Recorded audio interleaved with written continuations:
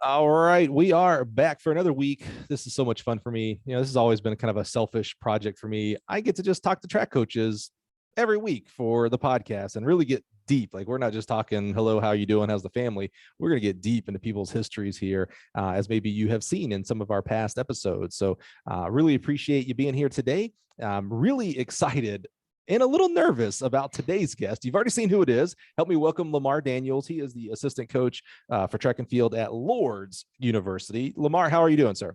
Doing well, doing well. Thank you so much for having me. Pretty Uh, honored to be on the show. yeah, we'll see when it's all over how honored and privileged you are.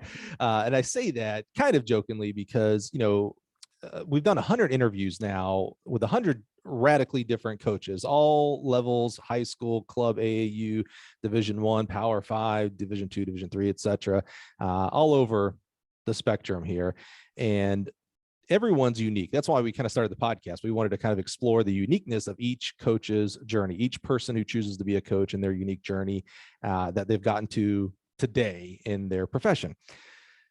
So today's guest, Lemar here, how he came upon my radar is, there's unique and then there's like ultra unique. So Lemar, we're going to learn, I don't know how much track we're going to talk because we're going to talk about track. He definitely is a track guy. Don't get it twisted there. We definitely are going to be in track. But Lemar's story is also going to get into esports, which I find fascinating, volleyball, which is one of my favorite sports, acrobats, which I have no real clue about besides gymnastics, soccer, and then some different places, DC, Ohio, etc. So let's kind of jump into it. Lemar, where do we begin? Awesome. Where does track kind of start for you as a sport? So track starts here in Toledo, Ohio. Grew up third grade. My small school that I went to had a running club. And so was like, hey, I wanted to join. When you're in kind of elementary school, you do all like the presidential fitness challenge stuff. And I, found I liked running. So joined the club and immediately was hooked. Got into middle school, and I guess my first intro into like competitive running was that I got brought up when I was still in elementary school to run a middle school cross country meet.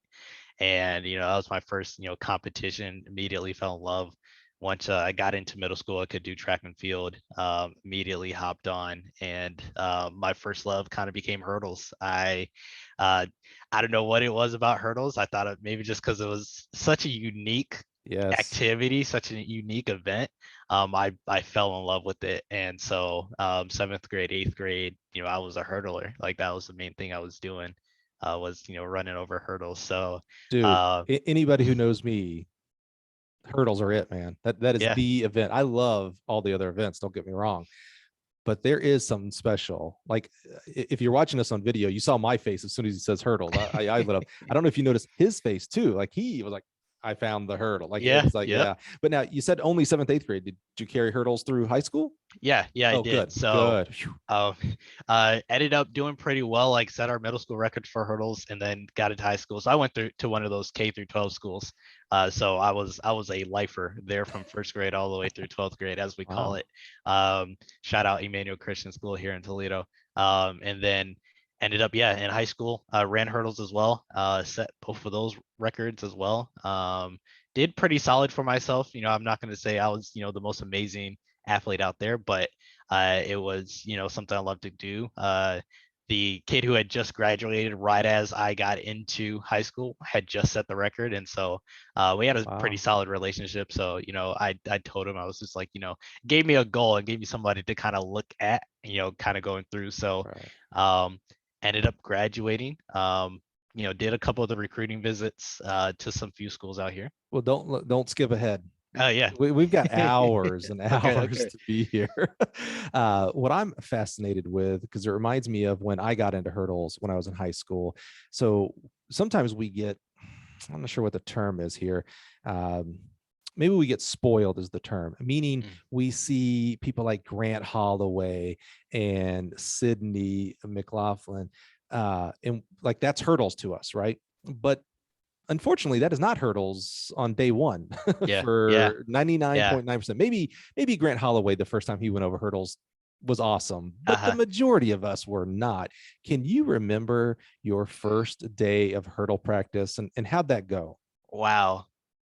I don't think I can. I can remember a very early story though about when I first got into high school. So I didn't run my freshman year. And getting into my sophomore year, I was coming back into track.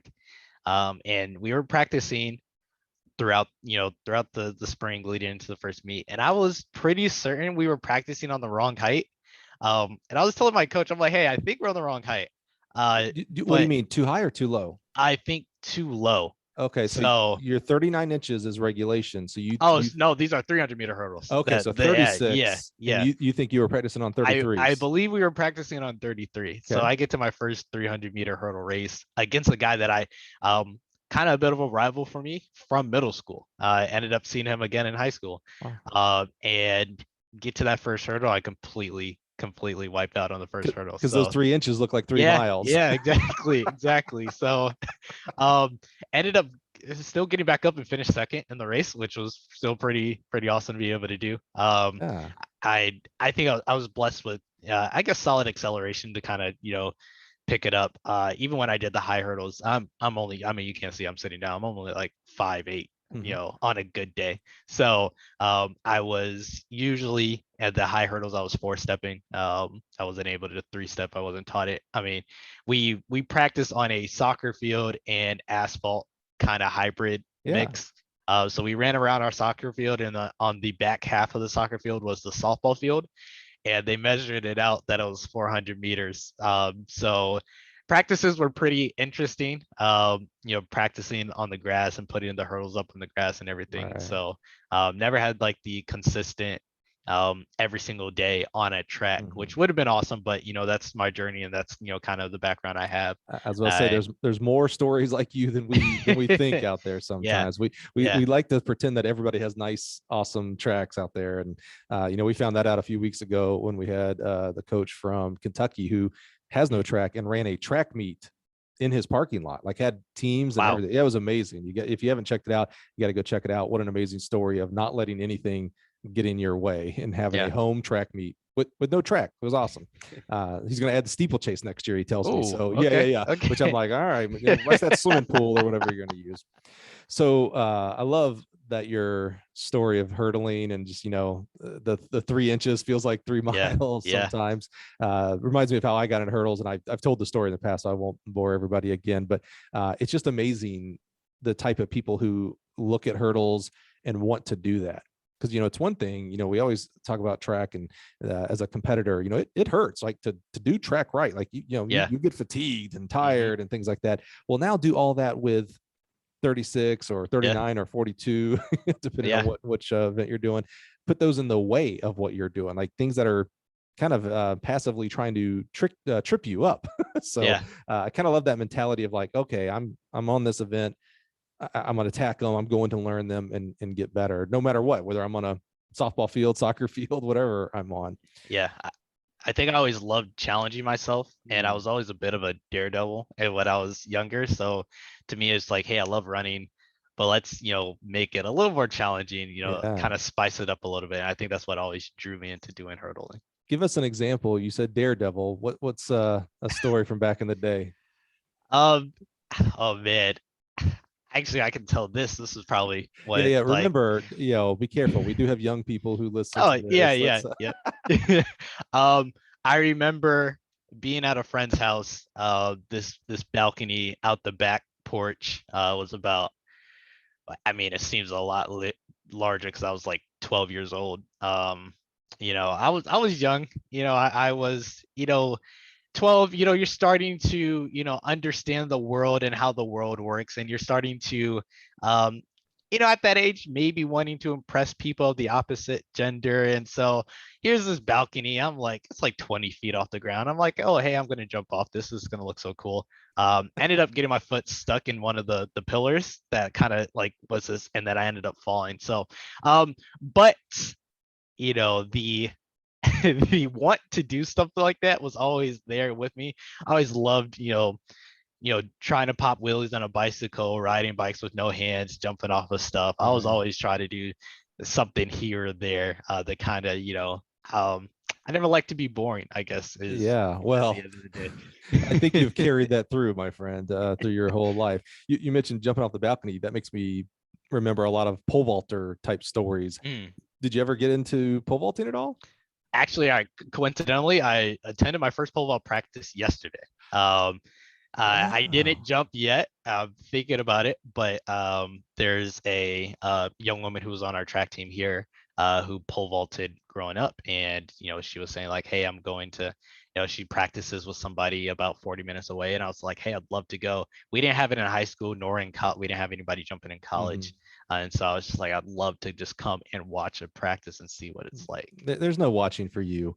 You got to get a pole in your hands, get a good coach that's there watching you, make sure you're doing things safe, and just you got to give it a try, man. It's never too late. That's the cool thing about any of our events, really, in track Yeah, and field, but pole yeah. vaulting too, man. It is never too late to do something, man. So you mentioned talking about recruiting. You're growing up in the Toledo area. So what were you looking at for a school, and where was coaching at this moment for you? Was it a thought to be a career, or was it just like, were you thinking something else for a career? I think so. At this point, I was really looking at. So I went to a really small school, 34 my graduating class, which to be in Toledo in a city is Yeah, pretty surprising. right.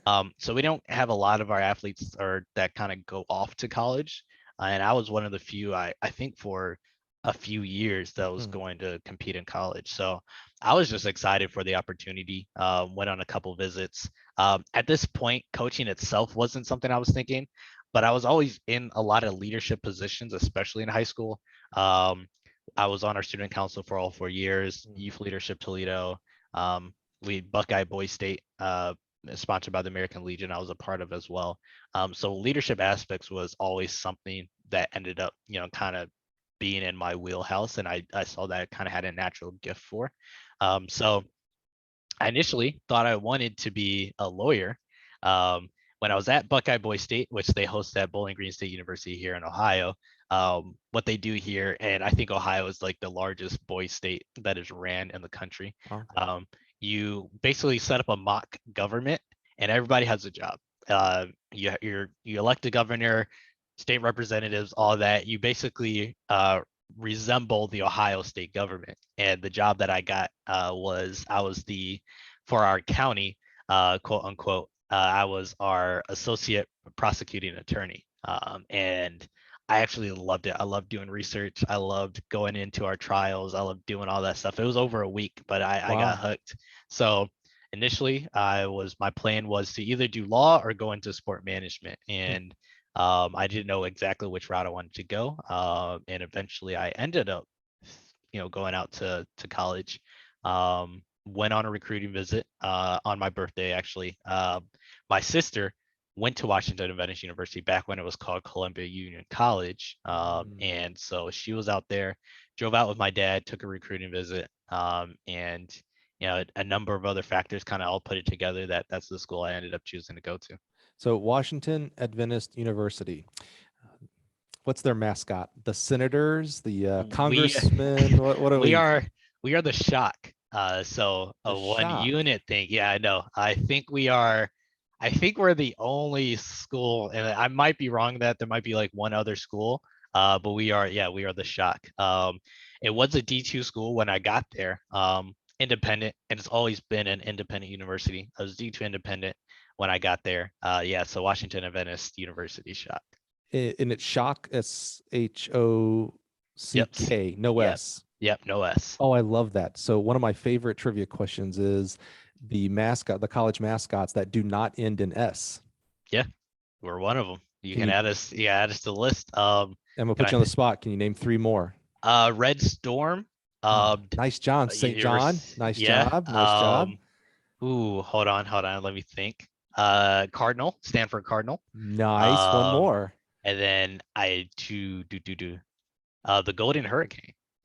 Wow, you pulled out some Yeah, of the good ones, man. There, yeah, Tulsa Golden Hurricane, yeah. the Notre Dame Fighting Irish, Yep. Alabama Crimson Tide. We're in Champaign, Illinois, so it's the easiest one to remember. The Illinois Fighting Fighting Illini. Illini, Yeah, baby. yeah, Exactly. yeah. My good friend Adrian just went down and became the head coach of Tulane, the Green Green Wave. Wave. Yep. Yeah. Yeah, nice. And now I can add the Washington Adventist Shock. So what was the shock? Was it an electric shock or what? Yeah, it was kind It of was like a electric shock. bolt. Yeah, they were kind of going through some branding stuff. Like as I was going in there, there was like a wolf with it as well. Hmm. They kind of done away with that, so it's more so like the bolt aspect. Yeah, Hmm. Interesting. Maybe the wolf was like static electricity. Like, I that was I terrible. mean, That was a terrible. I have two kids, so my dad joke game is kind of pretty high right now. So that's where I took there. So you go to Washington Adventist. You don't know if you want to be a lawyer or in sports management, which really tie hand in hand. There's a lot of people in Mhm. administration and in back offices of professional sports who with law degrees. So that kind of that's not like two ends of the spectrum. That's pretty similar. What did you end up getting your degree in, and how did it go as far as track and whatever else? It sounds like you a lot of leadership classes or clubs. Maybe Yeah. you continued that in college as well. So my time at Washington Adventist was where all of these additional things that you see really Here came to we go. fruition. Yeah, this is the moment. So I entered there. I knew I was going to be running cross country as well. I wasn't the best. My best cross country days were back in middle school. And then getting into high school, my coach was like, "Hey, you can't keep doing distance and sprints. You got to choose." So I ended up Mm, choosing 400s and 300-meter mhm, hurdles because it was the mhm. closest in between both. And so got out there, but I was still doing cross country. And really small school, like very small. You can drive through the campus in like 8 seconds type of school. And so I immediately started. My first classes were like a lot of history classes. My major was history with a pre-law Mm, emphasis, right. and that's what I was thinking I wanted to do. While getting there, though, they have a Washington Adventist University is known for it has an acrobatics program called the Acro Airs, and so the Adventist ties in with the Seventh Day Adventist Church, Right. and that's the religion I grew up practicing. A lot of universities and high schools have these acrobatic programs, and it's just kind of part of the culture a little bit. And so they had a team. I was coerced into trying out for it. I made a proposition to a friend. She actually I ended up dating her later. She was debating doing the honor society, which I was a part of. I was debating doing the acrobatics program that she was a part of. This is when we were just getting to know each other. We were like, all right, if you do the other one, then we'll do it. So I ended up trying out for the team. Ended up making varsity. I had the benefit. My sister actually had coached at that university, coached women's basketball. She played women's basketball there as well. Wow. So I had the sometimes benefit, sometimes unfortunate aspect of following in my sister's footsteps as Sure. somebody who was a coach there.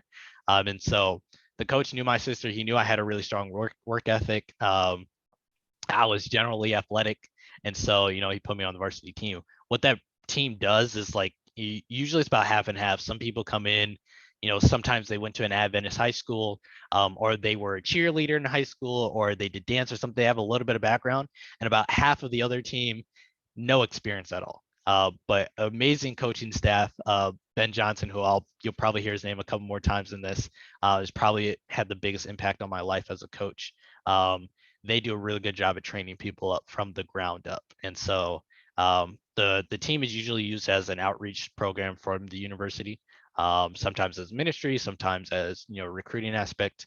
So we'll go to middle schools, high schools, tell kids, stay away from drugs, alcohol, stay in school. We'll do NBA halftime shows. We did halftime shows for the Pacers, for the Wizards. Wow. We even went to St. Croix for a whole week and did a tour of shows down there.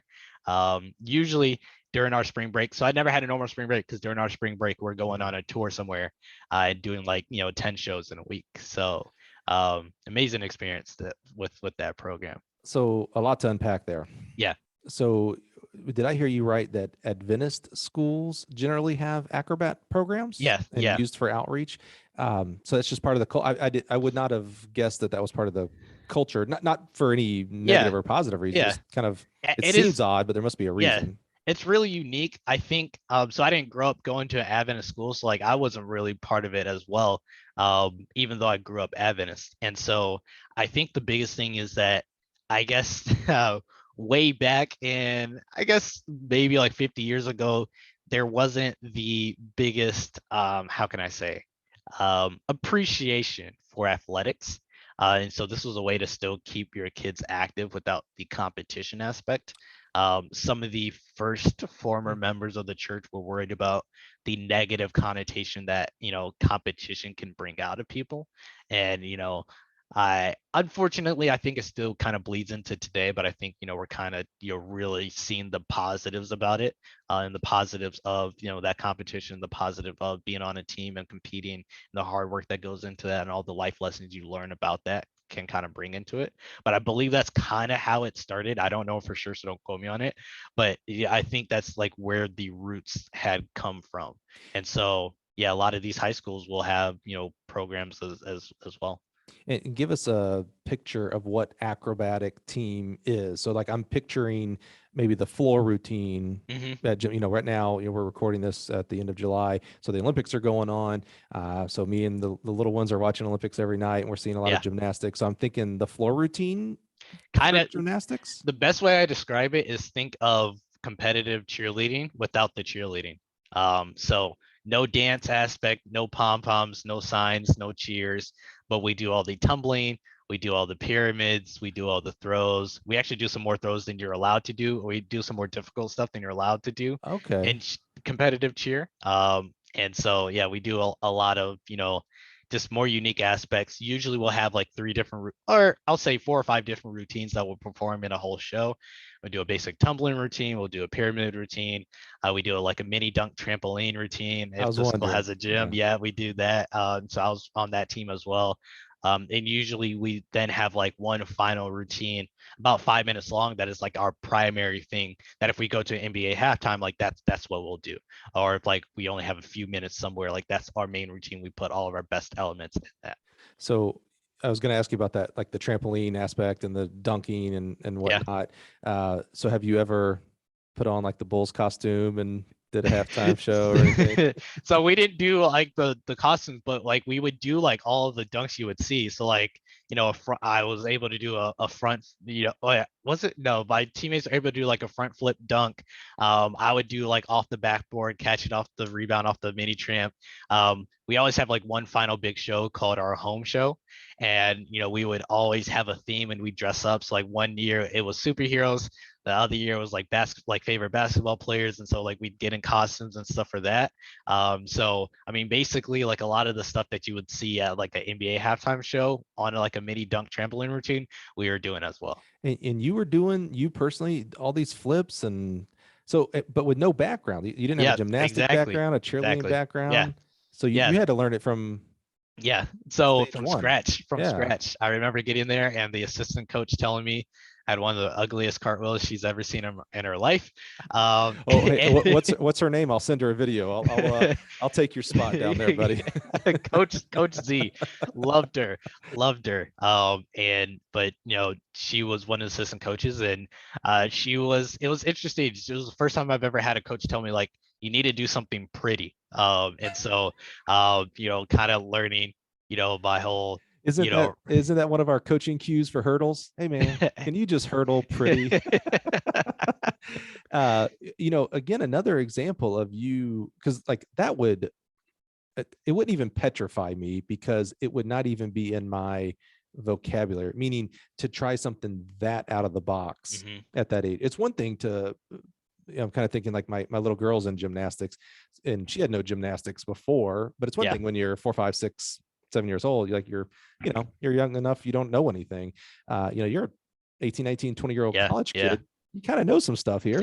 And yet you were still like, all right, it's a challenge. Like I'll give it a try. Yeah. That's It's amazing. that daredevil, kind of challenging right. myself type of thing, I think really came out there.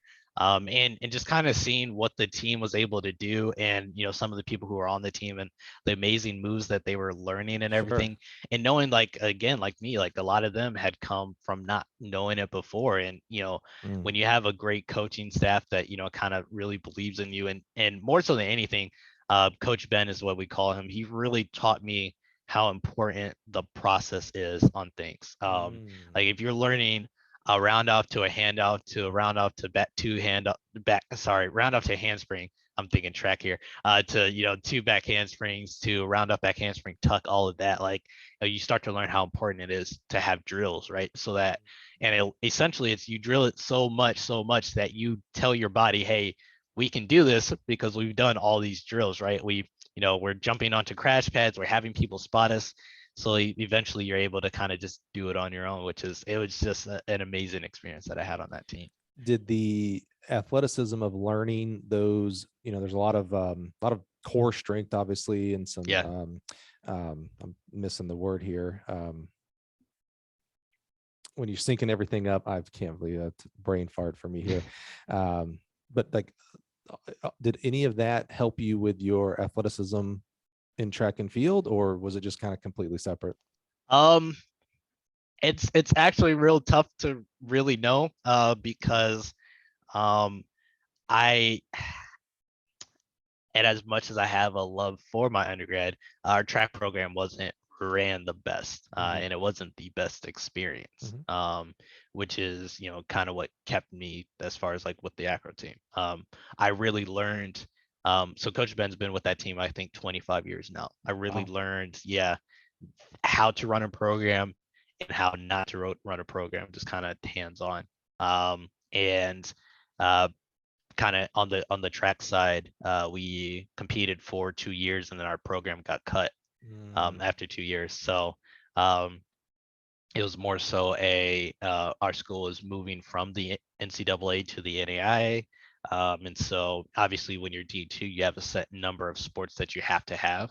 And with the move to the NAIA, you don't have like that mandatory minimum as far as the number of sports that you have to have, right? So the school kind of saw like, stretching themselves a little bit thin. So that ended up getting cut. My other sport, volleyball, that I was playing there as well, which we haven't even got to yet. Wait, hold on. So you're also doing volleyball?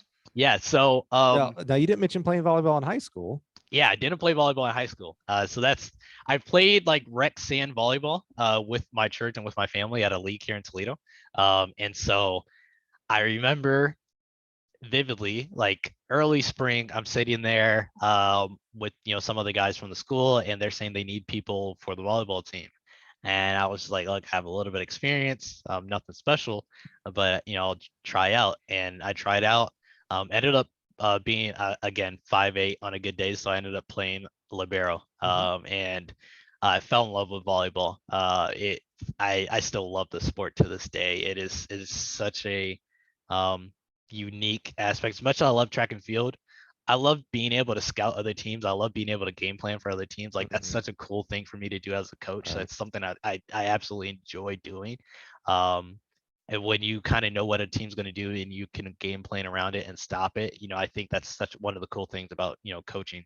And so I loved doing that as a libero. Like if I knew, hey, this is where the hitter always hits, or I'm setting up here, and getting that amazing dig because you're in the perfect position was just such a cool thing. So is this team a school sanctioned athletic team, or is this a club, or? Yeah, so this was a school sanctioned. So you played for the Lourdes University.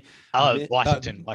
Got ahead. Washington Adventist shock volleyball team. All men or co-ed? All men. Yeah, all men. All men. So there's only about 40, 50 men's programs in the country, right? I mean, this is one of the few men's collegiate programs, right? Yeah, we were D2 D2 and D1 are combined when it comes to NCAA men's volleyball. Right. So yeah, we were within that. Yeah. I coached at Ball State University for a couple of years. Yeah. And we had a phenomenal women's team, but also it was the first time I'd been introduced to men's volleyball on that level, like of the college. I just didn't think it existed, and or if it did, it was only UCLA and USC was only West Coast, type of thing. But you're right. The athleticism is outstanding. I remember one time before I was at Ball State, so I hadn't really experienced men's volleyball on that level. I saw a picture in probably an ESPN magazine of a middle up in the air coming for an attack, and how far they were off the ground. I Yes. mean, Yeah. like Yeah. these dudes and dudettes, these women as well. In fact, there was just a post. So we're recording this in July. So if you go back on Twitter and such, there was a post. I don't know who it was. I don't think. I think I know what you're talking about. Yeah, I the think she's side from view. Italy, I believe. Yeah, okay. I was Yeah. thinking it wasn't America, right? Yeah.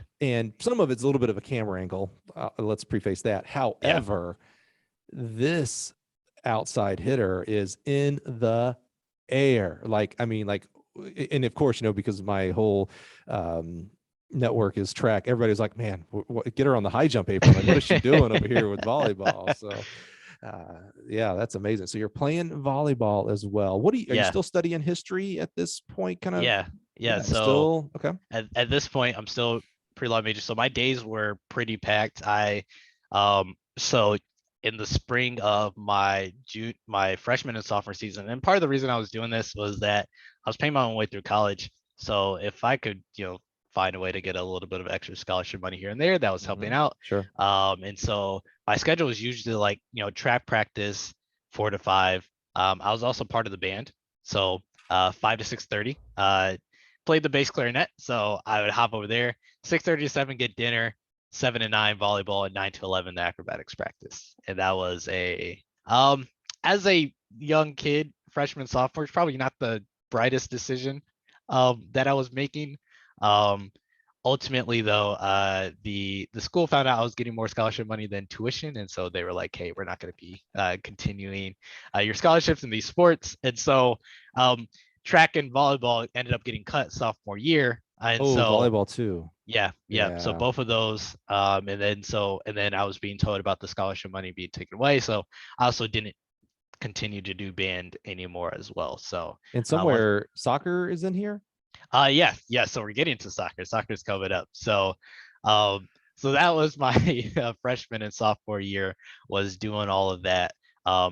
Track was it was again unique experience. There's only, I think, a couple of us that were like directly recruited for it. A lot of it was like students who were already at the school, just bringing kids out of the dorm. We didn't have a track as well in college, so we were running sprints on the street behind our university, and then once a week we go to a local high school. But I mean, it was still nice to be able to go to some track meets, still be able to say I ran in college. I usually was doing 400 or 400-meter hurdles were my main events that I was doing. So you were like the decathlete of sports, college sports.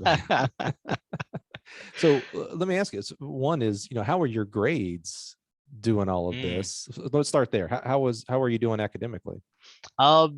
First semester great, and then second semester pretty solid drop.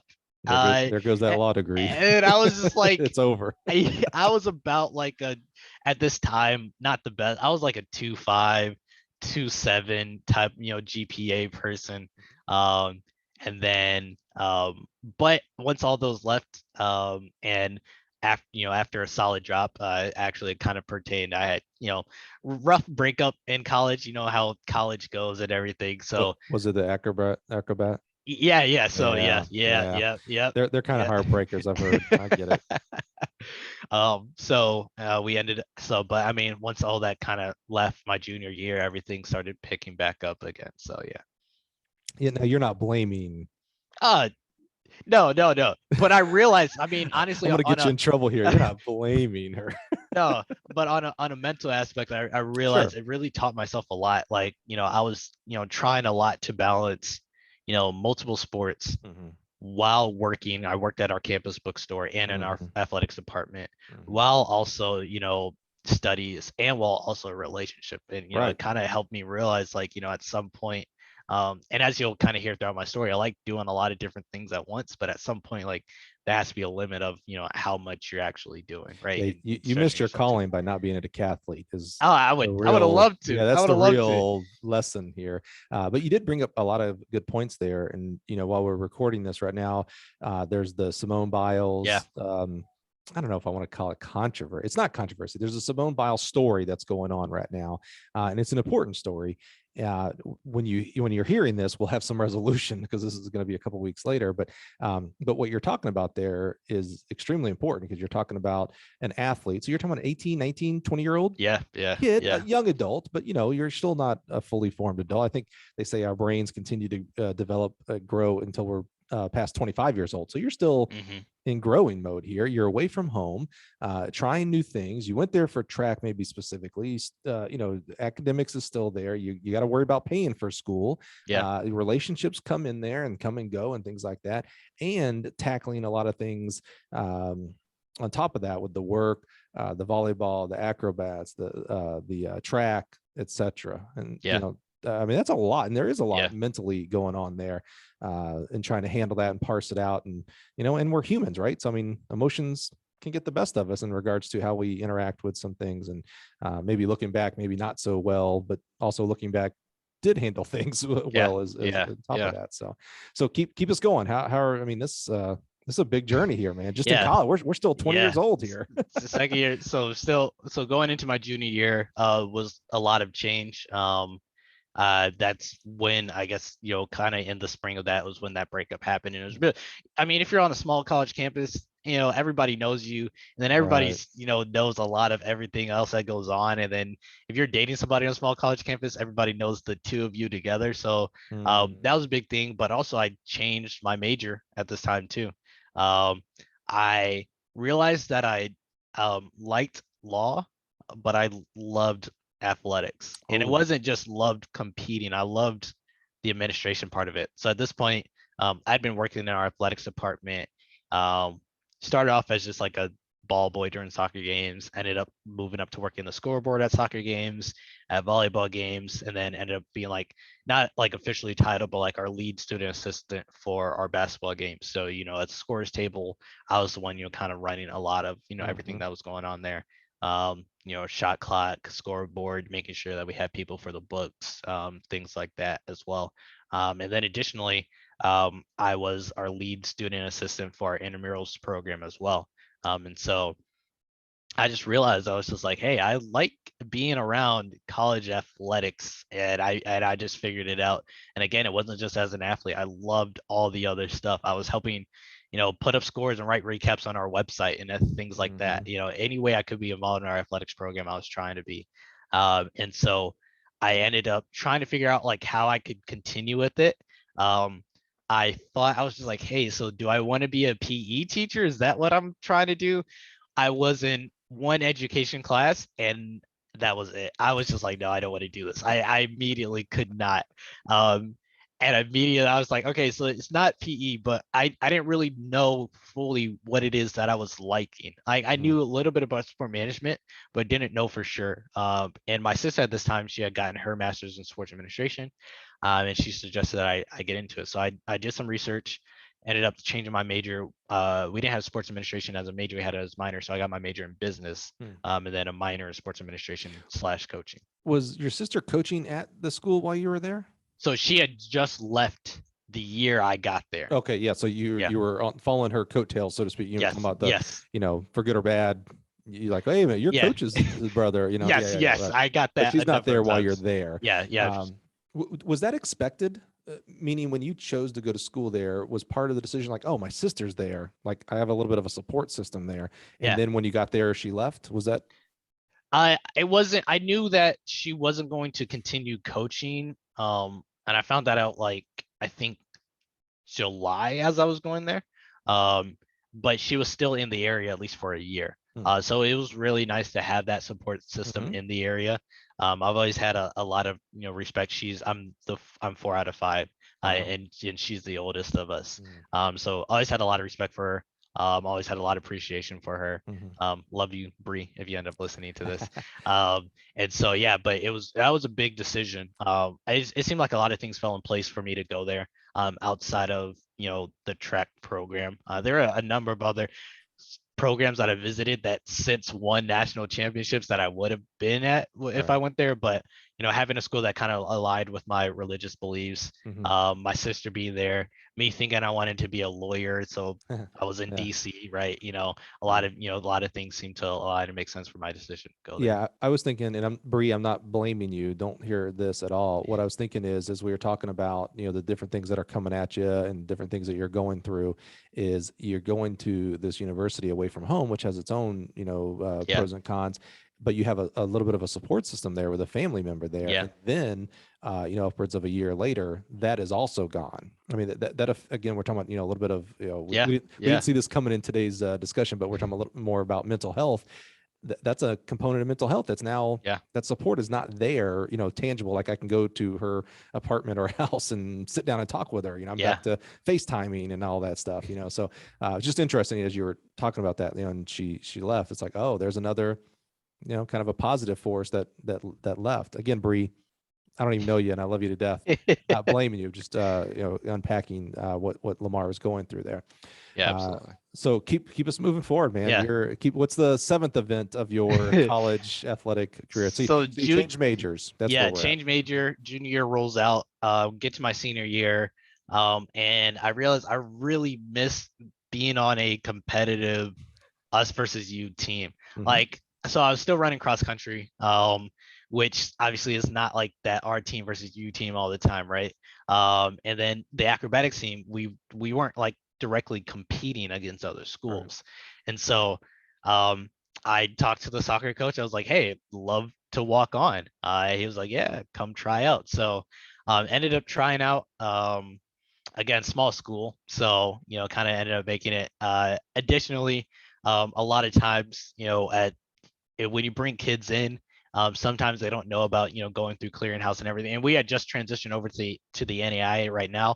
I was actually on the student panel when they were kind of coming and visiting our school and getting some information. And so we transitioned over to the NAI, so it was a lot of like eligibility shifting and stuff like that.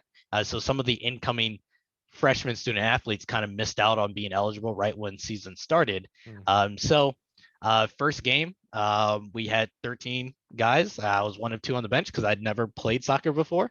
But again, I love challenging myself, and it had been a while since I was kind of brand new to something, and I kind of loved it, and so um, got onto the soccer team, ended up first game subbed in about 40 minutes in, and I scored a goal. So No, get out of yeah, here. yeah, it was the other team had a corner. Obviously, they didn't put me in to defend on the corner, which was smart, but the ball kind of got cleared out, and it was like a 3-on-2 break, and our winger crossed it in, and it was just right place, right time. I was just there. All I had to do was just turn my foot, point out the goal, ended up scoring a goal. And then I played like, as all the other guys started getting cleared, I played like a total of like 30 minutes since that game going on. Well, So I really appreciate that you think I know soccer well enough to understand 70% of what you just said, but I'm sure someone out there. someone out there is like, oh Yeah. yeah, the wing or something, whatever, you know me, you say wing, I'm like, oh, some chicken wing, I'll eat some chicken wing.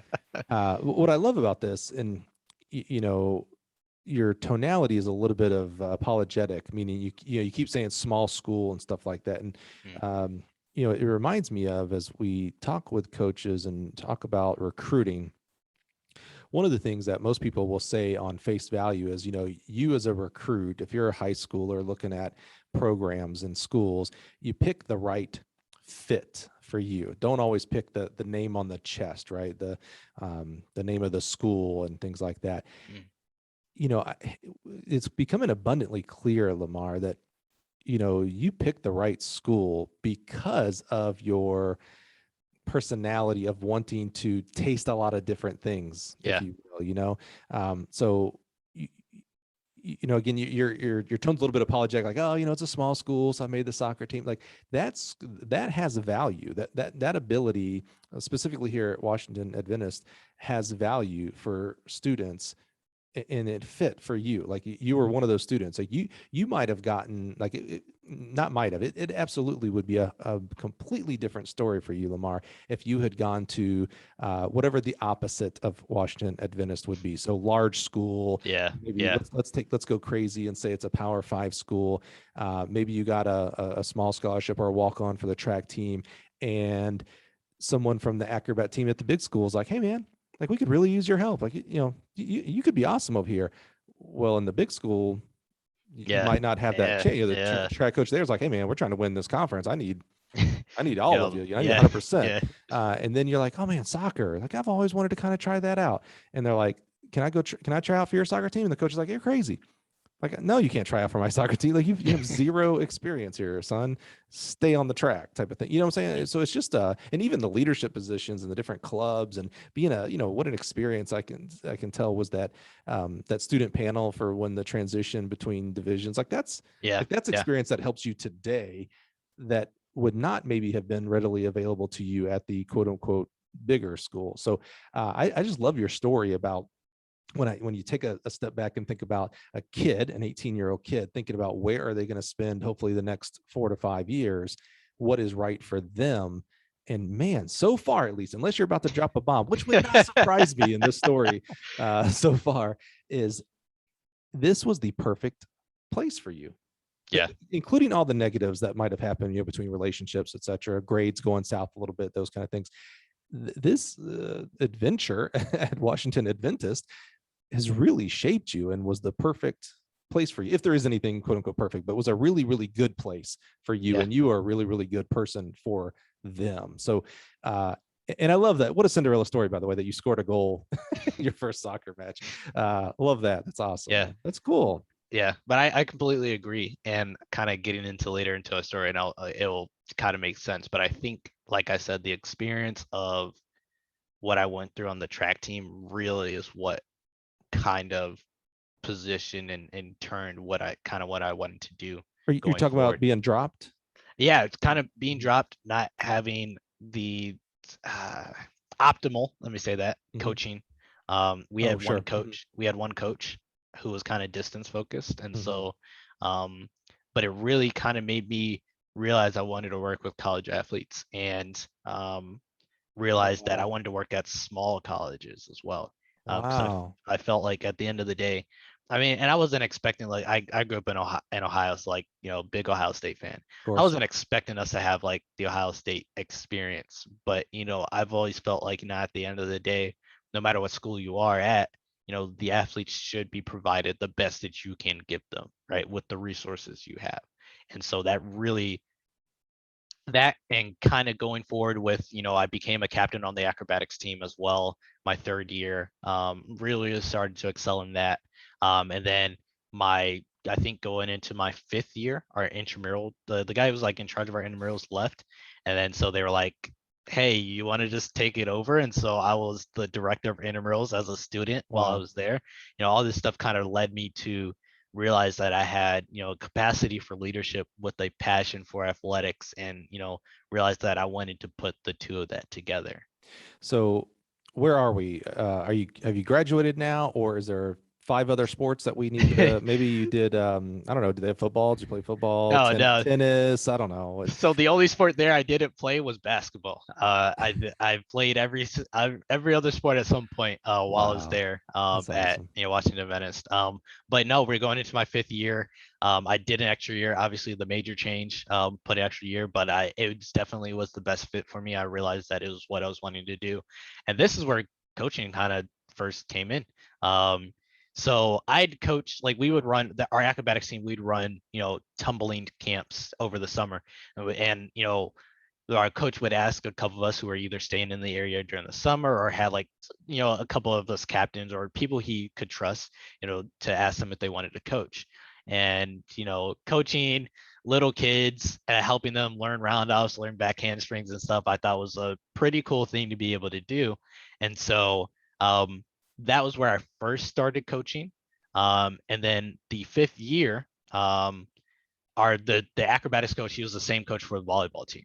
Mhm. And so he asked myself and a couple other guys that used to play on the volleyball team that were also on the acrobatics team if we wanted to help out on the staff. And so each of us had our own role. Since I was a libero, I was in charge of like the defensive positioning and stuff. And that's where I first started, coaching experience and the scouting aspects and stuff like that. So a lot of times, small college, you can't find film on other teams. Right. So one big thing I had to do is read box scores and figure out, hey, what is the rotation just by reading the box score, and who do they like to go to when they're in this position because of just reading box scores. And I absolutely loved doing stuff like that. Like, it was Wow. just such a cool thing for me. I think in any sport I've played, I always like playing a little bit more of a defensive positioning because I like the mindset of, you're trying to do something, but I want to stop you aspect. And so it was basically the same thing of, trying to figure out some scouting when you didn't always have the film, when you had to just look at a box score and figure things out and learn how are we going to set our own rotation based on how the other team plays their rotation, right? And to make sure our middle is matched up against their best middle or their best hitter, stuff like that. And so that's where I first like started like my collegiate coaching. Was I was still in college, so still a student during my 5th year in college, and that's where that first kind of coaching bug started to bite me. Is coaching now, as you're going through on the staff at the volleyball team, is coaching now like, oh, okay, this is my entree into sports and sports management, or are you still kind of wide open? Like, you're doing you're directing intramurals, or is it still Mhm. maybe more administration? What are you thinking?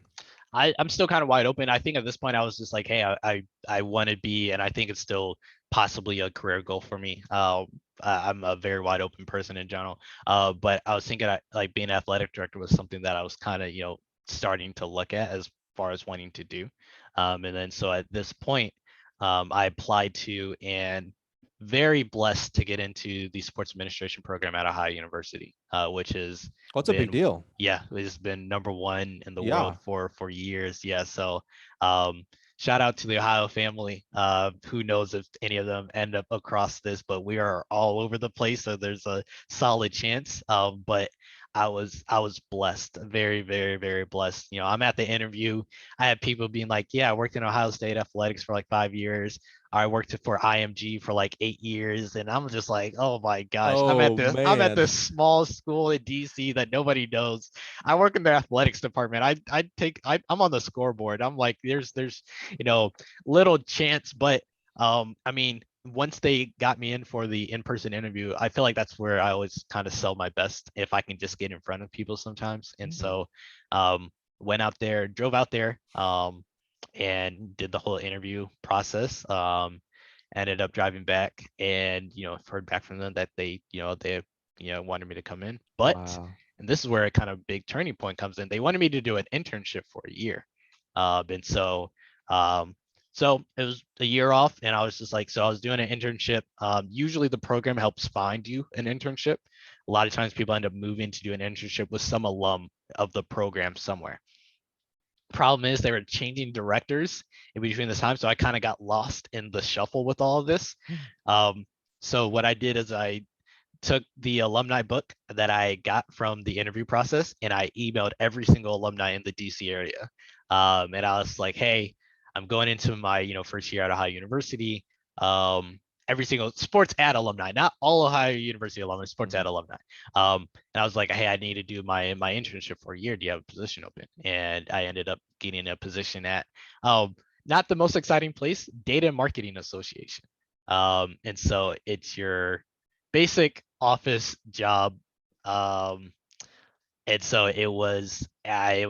it got me the experience of being the adult that goes to the office nine to 2:30 every single day. So I was on a 30-hour work week. But during that, two big things kind of hit during that time was that and I guess you can kind of decide where we want to go from here. Is either I got more coaching experience, and also I got introduced to esports during this year. Well, my first question is, when you emailed all those people, did you do that individually, or did you do it as a batched blind carbon copy?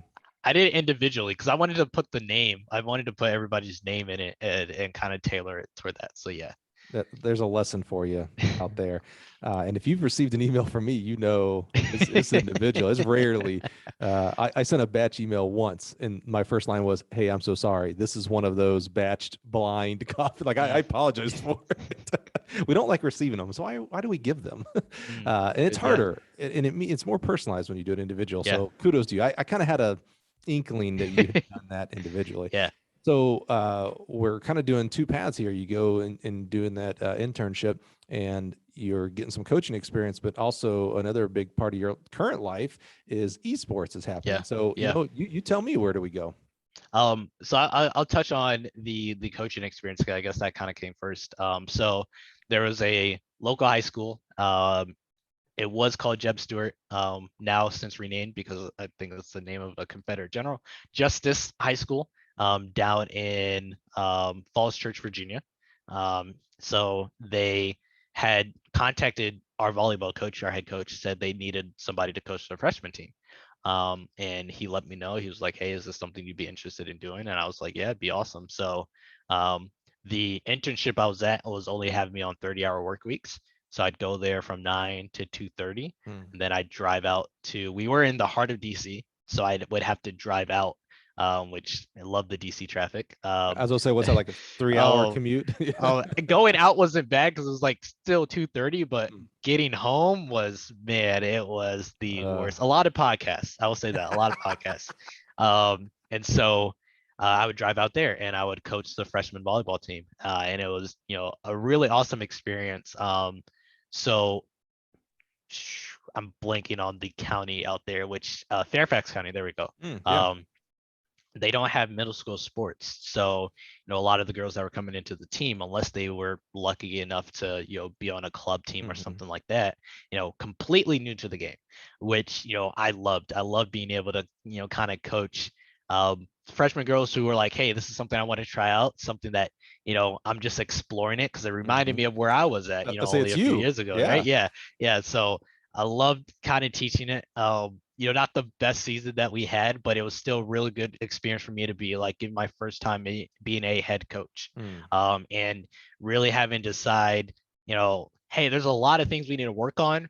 What do I think is going to be the best for us to work on, and really giving me that experience of, kind of learning a little bit about how to lose and how to be that head coach when you lose sometimes, and how to, position ourselves to have other goals besides just always, being the ones to win. So give us a snapshot. Where is track in your life at that point right then? Is it over? Kind of, yeah. I was very disheartened after what happened. But I would still try to run, on my own time. I tried, I think that 5th year I was in college. I was still trying to, hit the track every now and then, but I ended up patellofemoral stress syndrome, something, my knees were getting worn down basically. And I had to go to like PT, physical therapy for it and everything like that. And I was just like, all right, this is while I was still doing the acrobatic stuff. So you have all the tumbling, and then I was trying to also run in the morning. And I was just like, let me just kind of table it until, I find some other time to do it. This is when I was like running at, I'd find some open meets, some open masters meets. I didn't know what masters was. Coincidentally enough, I literally just got back from Iowa because I went out to USATF. Oh yeah, masters. Iowa State. Yeah, at Iowa State. So, but back I didn't have any idea what it was. This is what, 2016. I was sometimes running with Potomac Valley club, but it was like a lot more distance focused, and so I was just like, maybe do some things on my own. If I could find a meet here or there, maybe. It was very up and down for me. And so track wasn't really kind of there for me until at that high school volleyball season ended. And they were like, "Hey, so we know you coach volleyball for us, but we heard you ran track in college. Do you want to coach on our track team?"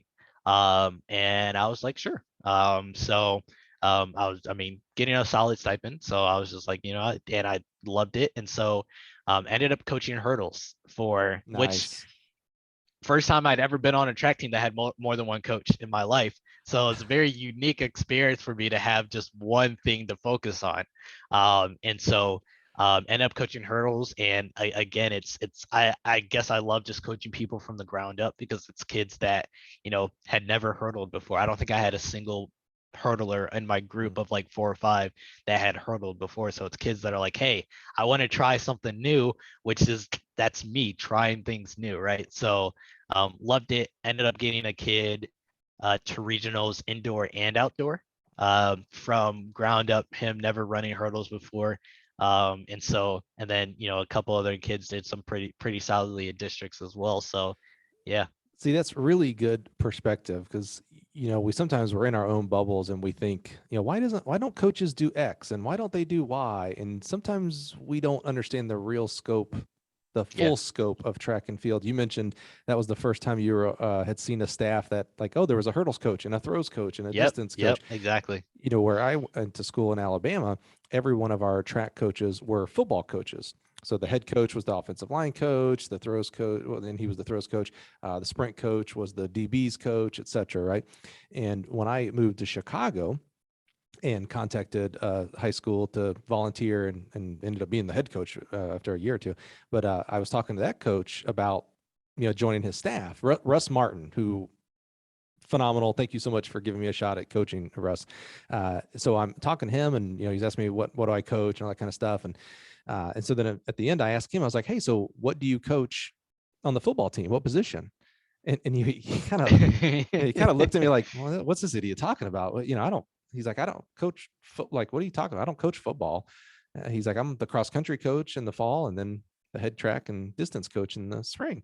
And I was like, wait a minute, you don't coach football? Like, it was foreign to me. Like, what do you mean? Like, you only coach track? He's like, yeah, we got football coaches. And I was like, oh, but like your tennis coach, he or she, or I guess not she, maybe, well, maybe not. Back then, probably not, but they coach football. He's like, no, we have a tennis coach and we have just a wrestling coach. And it blew my mind that you could be just a track coach. That's when coaching for me was like, oh, like, you can actually be a track coach. So I love, stories like this, Lemar, because it helps for the guy or gal right now that is, thinks that, only D1 is the way to go, or, these big high schools that have, 6, 7, 8 coaches on their staff and they host invitationals, and, how come so-and-so high school, why don't they do X, Y, or Z? And it's like, yeah, they're not wired like that. And guess what? There's a lot of schools that are not wired like that. They should continue to grow into that, but they may be 20, 30, 40 years away from that. So I love the perspective you're bringing, that I go to a staff and it was the first staff of like, oh, there's more than one coach. Okay. All right. That's cool.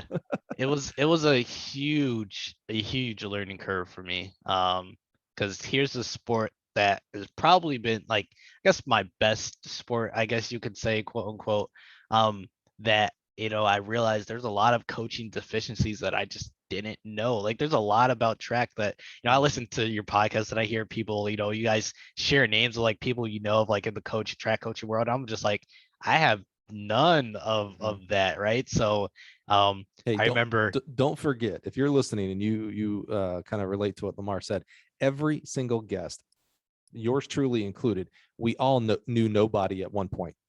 You're looking at a snapshot where we talk about, the Mouse Holloways and the Judd Logans and all these great, amazing coaches. And, I'm so blessed to count a lot of those guys and gals as not just, coaches, but as friends. There was a day that I had no clue who Judd Logan was. Okay. There was a day I had no idea who Mouse was. Mouse, go back and listen to Mouse Holloway's interview. Because Mouse and I have kind of an interesting connection. When I coached high school, he was coaching high school. So that job in Chicago, I'm coaching in Chicago. He's coaching high school down in Gainesville. And then he gets the assistant job at Florida. And little old me, who knows no one, I was like, man, I want to coach college as well. I'm going to reach out to him. And this was back, you're young, and so you won't remember this. This is back in the AOL Messenger days. So I AOL message Mike Holloway, Mouse Holloway, who now is, Mouse Holloway, right? But to me, it was like, I don't know who this guy is. So I'm just going to ask him, hey man, how'd you do it?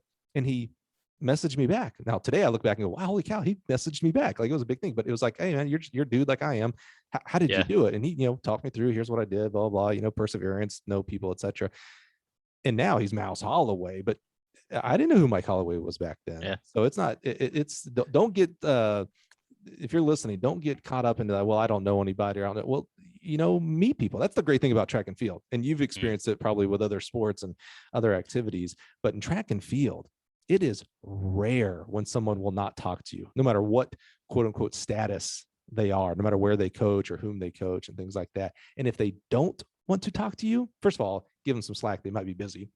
Like don't try to call Mouse Holloway right now. Yeah. He's in Tokyo. Okay. Or maybe he's back by now, but by the time you're listening to this, and if someone doesn't reach out to you or reach back out to you, you probably didn't want to talk to them. So that's the bad news, or that's the good news. You probably didn't want to talk to them. The other good news is there are other amazing coaches for you to reach out to get mentored by. There's on the women's side, there's an amazing mentorship program that USTF CCCA runs that Rhonda Riley is I believe she is the lead. I shouldn't say she is the lead of that. They do an amazing job of connecting mentors with mentees.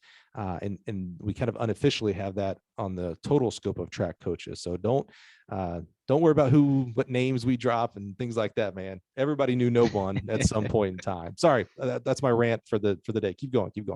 That's all good. So I ended up, I remember calling my old high school coach, like, hey, I'm going to start coaching hurdles. You have any advice for me? And she was like, honestly, at this point, you probably know more than I do. And I'm like, okay. So we're in trouble. So a lot of Googling, a lot of YouTube videos, a lot of kind of figuring it out as I went, honestly, was just kind of the goal. So first time being involved with indoor track, because we don't really have it here in Ohio. And we didn't really run it. We'd go to like some unattached meets here or there when I was in college, because we're in DC and you have Prince George's County Complex, right over there. And then but Virginia actually has indoor track as like a whole state sponsored sport. So we would do that. And so that's kind of where track really started coming back a little bit for me. And so that's on the track side. And now though, on to the hit us with it. esports side. Him and Han. Let's talk about this esports thing. So half the people, when they hear esports, they roll their eyes. Yeah. The other half, guys like me who were Nintendo nerds back in the day, we're like, oh, what is it talking about this esports thing, man? Because I think I could have been something back in the day. Yeah. So what is this? How did this come in? Where it seems like left field stuff here, which maybe is the theme of your whole story. It's like, oh, this comes in. Let's go do it. Yep. What's going on here with esports? And maybe take a step back for those. Maybe there's three camps, right? A third of the people roll their eyes. A third of the people say that's intriguing. I could have been something. And then maybe a third have no clue what esports means. First, define what esports is, and then tell us how you got into it. So esports is, long story short, competitive video games. And so kind of, think about, there are certain video games out there that you play just for fun, and it might be a single player game. And then there are certain video games out there and I think the biggest one that people can know and just remember, like Call of Duty, right? You get a team on one side, you're competing against a team on the other side. And so that's basically what esports is. Not every video game can be an esport, just like not every game in life can be a sport, right? If you let's take tag. I think there might be some professional tag league or something. But I was going to let you go on that and say what was not going to be a sport, and so they can be mad at you and not me. Yeah, but these competitive sport or these competitive video games like Call of Duty, those are very, and there's other, I think, styles. But would you say that type is very capture the flag themed? Is that right? It really depends on the game. But like Call of Duty. I played a little bit of Call of Duty back. Call of Duty. I won't go too much into weeds, but they have 3 different competitive modes. One is capture the flag. Oh, okay. I didn't know that. But there are a couple other competitive modes. Yeah. Okay. All right. So I love the very simplistic, like keep it simple, Sam. Right? It's competitive video gaming. Not every video game is going to be eligible. Maybe you're I was going to try to make a fun, I don't know, your Super Mario Brothers, maybe not. Super Mario Kart, maybe yes. Okay, so exactly. How did this get into your life? What's going on here? So I'd always loved video games growing up. I just thought it was really cool. But my mom wasn't the biggest fan. And so like I'd get like 2 hours a week on like the weekends to play. Week? Yeah. I was She wasn't. Mom. So I Oof. never, I never really grew up like doing the whole Call of Duty Halo thing, which Oh yeah. was, usually like my generation growing up. So I get to college and I still play video games a lot, like some single player games, some FIFA. I used to run FIFA tournaments out of my dorm room. To get a whole bunch of guys, we'd play an entire season. So that was happening. I was doing that.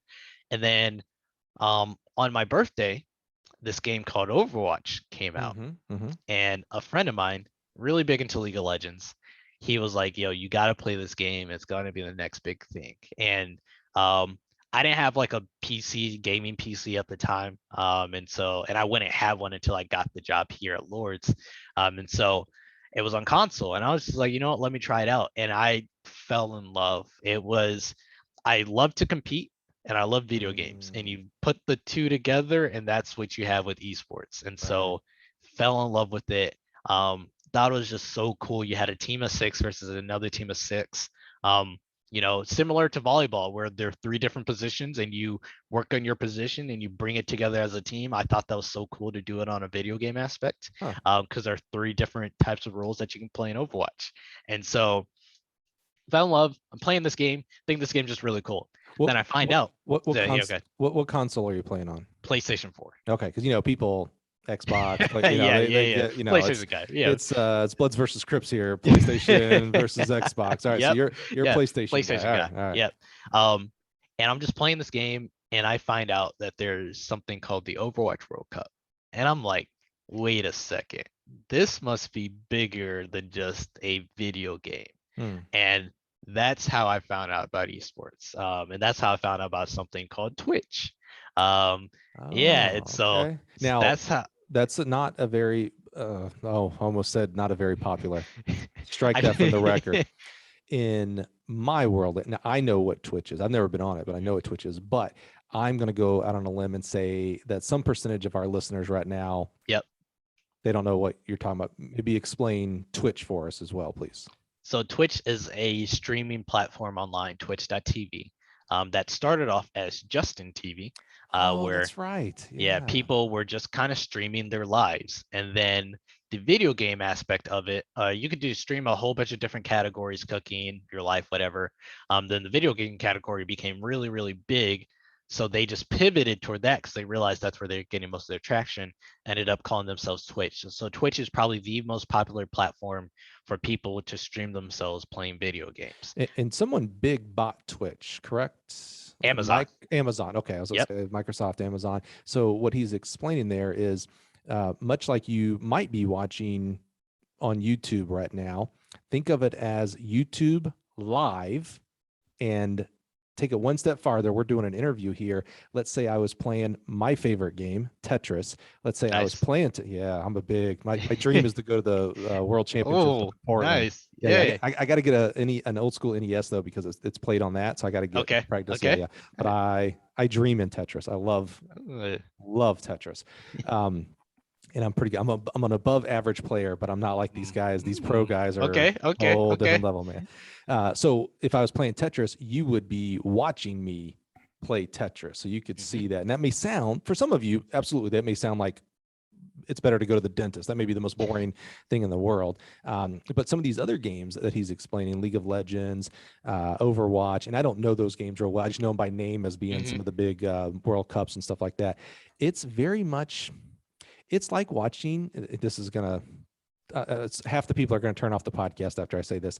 It is very much like watching an athletic event, like watching a soccer competition, a volleyball competition, because of the strategy that goes into it, the communication that goes into it. Yeah. Obviously the graphics play a part if you're, in a kind of technology type thing like that, but it is amazing. Yeah. So what is, you start learning about Overwatch World Cup and things like that? What were your next steps into that world? So I essentially just kind of started just, consuming a lot of like content and teaching myself a lot. And I had done this before, way back, I think 2013.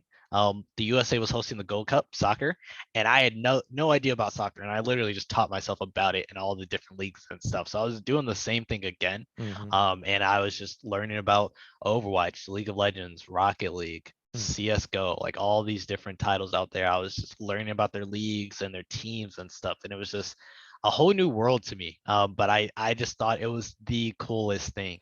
You Yeah. mentioned Twitch. Are you consuming on Twitch, or are you doing any content producing on Twitch? Oh no, I was not there yet. I You're was just just watching, consuming. yeah, just consuming. Mhm. And so, but it wasn't too big. So this came out May 23rd, 2016.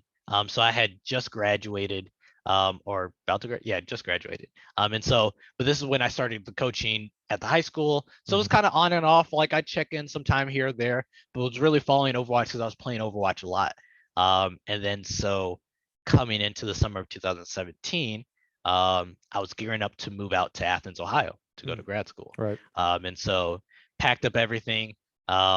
Ended up, fortunately, I had to take a bus out there because my car had died recently. So took a bus out there, and then some friends of mine drove out the rest of my stuff, which was pretty dope of them. So got out there and, started going to grad school and started my MBA program. And while I was there, I was still starting to even learn more and more and more about what esports was and kind of get on board with it. You're not doing any track at Ohio U, like I was. I actually was. Yeah. So first day of introductions, I introduce myself. I say what I did in in college, blah blah blah. I ran track, this, that. Kid there who was on the cross country team. He was like, "Hey, you should look at working with the track team here." And I'm like, "Look, I went to a really small school. I ran for like 2 years. Like, there's no way a D1 program could need me." But they only had two people on the staff, and so another member of our program, she was actually doing her master's of sports administration first. So she did the second. Normally, you do MBA first, then MSA first, and then MSA afterwards. She was doing it the other way around. So she did her MSA first. Maya Carter, shout out to you if you're listening. She ran Eastern Michigan, and it was at San Diego State before that. Oh, She wow. she had been there earlier than I had because they start in the summer. So she was already working with them. Reached out to her. And so we were both like unofficial grad assistants. Within that program at Ohio University, you get a grad assistantship, usually within the College of Business or the sports administration program. You get some grad assistant here or there. So we had those, and we were also kind of working with the track team as well. She was more so, I learned like a lot from her. Obviously her, being at D1 programs, running at D1 programs. I was more so like the grad assistant's assistant kind of thing. And so I was working with the track team. I would go there. I would help out. Mainly, I was just kind of wanting to learn more and more about it. Sometimes I'd run with the girls. They only have a women's track team, so sometimes I'd run with them. Sometimes I just help her set up drills, stuff like that. And so we were working with the sprinters there while we were there. Do you remember the name Courtney Guiley? That was a sprinter. Yes. Yeah. So Courtney, now former teammate of ours here at Gill Athletics, she worked here for 2 years, and she's a big, I don't know if I want to say chemist, but she's a lab person. Like that's her. Like she Wow. was born with a white lab coat on. So she left us to go back to I don't know if she went to Athens because that's where she went to school, or Yeah. back home, which is a little bit north in Ohio. She got a lab job, so she got Wow. to go back home. She's engaged, all that stuff. But yeah, Courtney Guiley, former Yeah. Gill teammate. That's awesome. Yeah, that's crazy. Small world. Hey, now We all know no one yeah, I at was gonna some say point. now I get to say that we have a name in contact with like everybody else. There we go. Yeah, Courtney was part of the group that we work with, and I got to learn a lot from uh Coach Clay. Clay Caskins was the head coach there, and then learned a lot from Maya. And Maya, shout out to you if you end up listening to this Yeah. as well.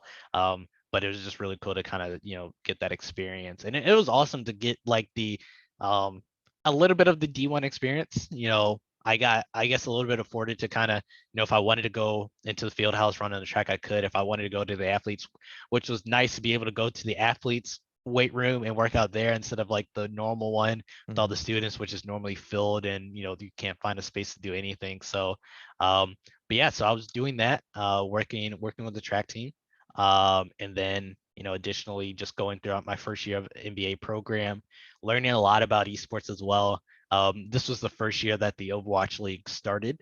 And so usually a lot of esports will kind of keep their game titles more grassroots, and like kind of let people, set up tournaments here or there to kind of start it off, and then they'll make the functioning league. So Overwatch League started. They're the first league to do the whole city base model. So like each team on that league has like the Boston Uprising or the Philadelphia Fusion. Where usually in esports you're seeing like Cloud9 or TSM, like some other names like the organizational name. So that started coming out. I was watching that a lot, and then I kind of became the esports guy of my class essentially, just because it was a passion of mine. And anytime an esports question came up or somebody brought up esports or something, it ended up being like I was giving an opinion on it, or I was saying XYZ about it. And so that kind of all came to a head where at the end of our MBA program, so my first year there, we had to do an entrepreneurship project. And the group I was in, we decided to do, we were trying to figure it out. We ended up being like the last group put together. A couple of people were out sick, so like they missed when the groups were put together. And I'm always whenever it comes to putting groups together, I'm always I don't mind who I get with. So I was just like, yeah, I'll go with them. And so we end up having the idea of putting together a college esports recruiting platform. And so I had no idea that this would be where I would end up at, but funnily enough, we ended up calling a whole bunch of college esports coaches and asking them what were some of their pain points. You had to like really flesh out your product.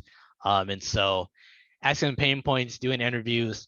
And funny enough, if you kind of jump a couple years later, now I'm like peers with some of them. One of them that I interviewed in grad school, we're actually very, very good friends now. So it's funny how things work out. So if you are rolling your eyes about this right now, let me ask you to pause for a second, because this is you like it or not, this is a big deal. So maybe you're at a university or even a high school. Maybe you don't even know, you might even have an esports program at your school. There's college scholarships, right? You heard them talk about college programs. There's scholarships for it now. They are building, one of my main responsibilities here is new facility work. So whether it's a new track complex or along with our Porter team, which does a lot of seal and suspended basketball and volleyball and curtains, things like that. When they're building these schools, they're building esports arenas. Vegas a couple of years ago finished out a huge esports arena. There's 2 new unbelievably huge complexes coming in the Arizona area that they'll have 32 football fields and 40 indoor basketball courts and also a 2,000 seat esports arena. I mean, this is esports is not coming. Esports is here. A good friend of mine who should be on the podcast here soon, Mark Koski, he works for the NFHS, National Federation of High Schools, and he kind of works 2 jobs with them. One is he does a lot of their branding and things like that on the NFHS side, but he's also the executive director of the NFHS network.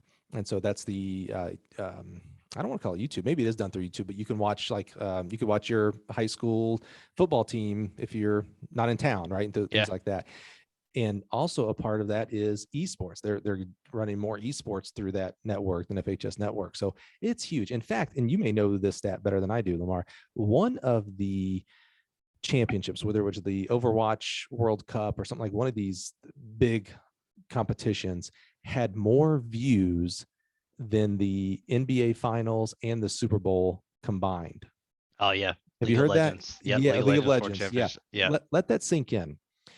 The Super Bowl.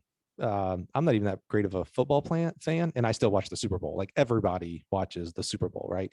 NBA Finals. I'm not a basketball fan at all, so I don't watch that. Unfortunately, don't hate me. But a lot of people watch the NBA Finals. Those 2 combined didn't have as many viewers as the League of Legends that we said. Yeah. League of Legends final. That's astronomical. Let's think about that. And so anytime you have eyeballs, you have money. right? That's where this all, what I mean is that all goes into play here when you're talking about advertising and marketing dollars. Yeah. That's why, Facebook, that's how they make money. It's eyeballs. It's selling advertising. Same with Twitter. Honestly, Amazon was a big point with that. Google, your search engine, it's all about eyeballs. That's how you make the money in today's world, right or wrong, with those type of platforms. And so esports is bringing millions of eyeballs. So money is being poured into it to make it even larger than it is today. And it's not just this ain't just your PlayStation playing with your buddies, your FIFA cup. This is much bigger. There's professional teams. Guys are making, like, the winners of these tournaments. How much are they making? I don't want to overstate it, but I want to say they're making 25 to 100,000 as winners of their tournaments, right? Yeah, it depends on the tournament. Right. I think Dota 2, the internationals, like, always has the biggest prize pool. I think like usually it's around $8 million for their prize pool, and you play what 5-on-5. So Now I know all of our track people are going, wait a minute. How much money? Why is that? Why can't we, if we can get that for a video game, why can't we get that for our professional track circuits? And I do agree with that 100%, but we got to get eyeballs. That's yeah, yep. At the end of the day, eyeballs equal money. We got to get eyeballs on our sport so that we can have these prize pools like that. It's the bottom line. Yeah. Argue all you want. That's okay. You can disagree. I'm okay with that too. But facts are facts, and that's where it's coming. So how are you balancing? Well, okay. So take us through. You did this entrepreneur. I love that. I love how you had to like you learned a lot. Like, I'm hiring a position here. Like, if you want to move to Champaign, Illinois, once we stop recording, we need to talk about this position. Unfortunately, no video gaming over here. You can still play the video games, but we don't we ain't doing video games.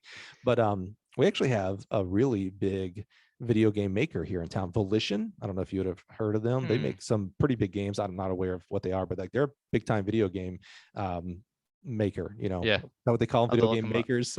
Developer. Yeah, that's a much better term. If you're watching, I did the typing. But yeah, Volition, they're huge right here in Champaign. Okay. See them all the time. But so you're doing the entrepreneurial project, which has led to your relations, your networking. So you knew no one at some point. Now everybody in esports, right? So where does that go? How are you? I mean, how are you? I mean, it's hard to ask this question because of your background, specifically in college here. But how are you balancing all this? What's your direction here?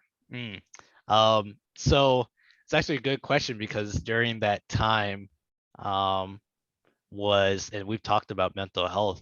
This was like the first time I ended up like kind of going to therapy. So I had a rough couple situations while I was there. And I think the transition, and I mean, for those who, the transition was a bit rough, going from a really small private institution that honestly, and for those of you who might be listening audio, I'm an African American. So my school is very diverse, to kind of flipping that completely on its head to where I was at a large school, public institution, and at least for the first year of my program, I was the only African American in the program. So it was a huge, at some point I realized I was really struggling with finding my identity, because not only within all of that, you have to take into the fact that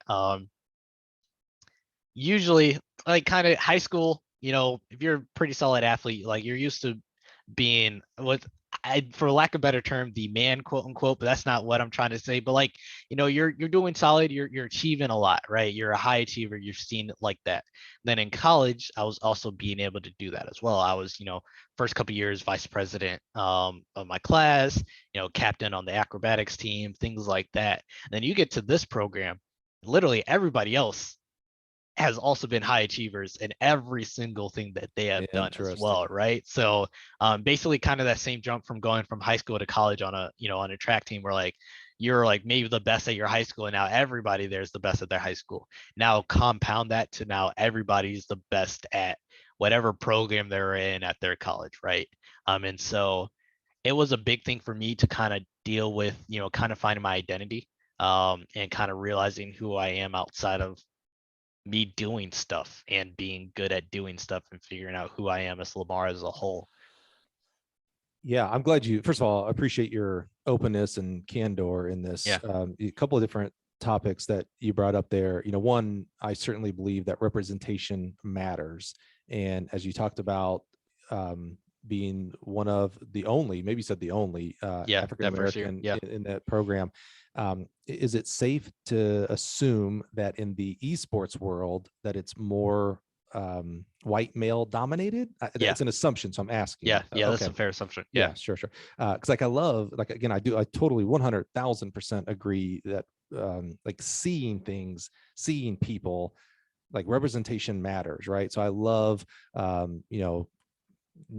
we're not going into politics here, but when you have an African American who becomes our president, now an African American who becomes our vice president, and a female who becomes our vice president, even down to inside of our sports, right? Simone Biles, we talked about earlier, a Black gymnast, an African American gymnast, awesome. Last night in the swimming, I saw her name was Simone as well, because I was Manuel. Because I asked my wife, I was like, have you ever known? I've never known a Simone, and here we go. Here's two like amazing.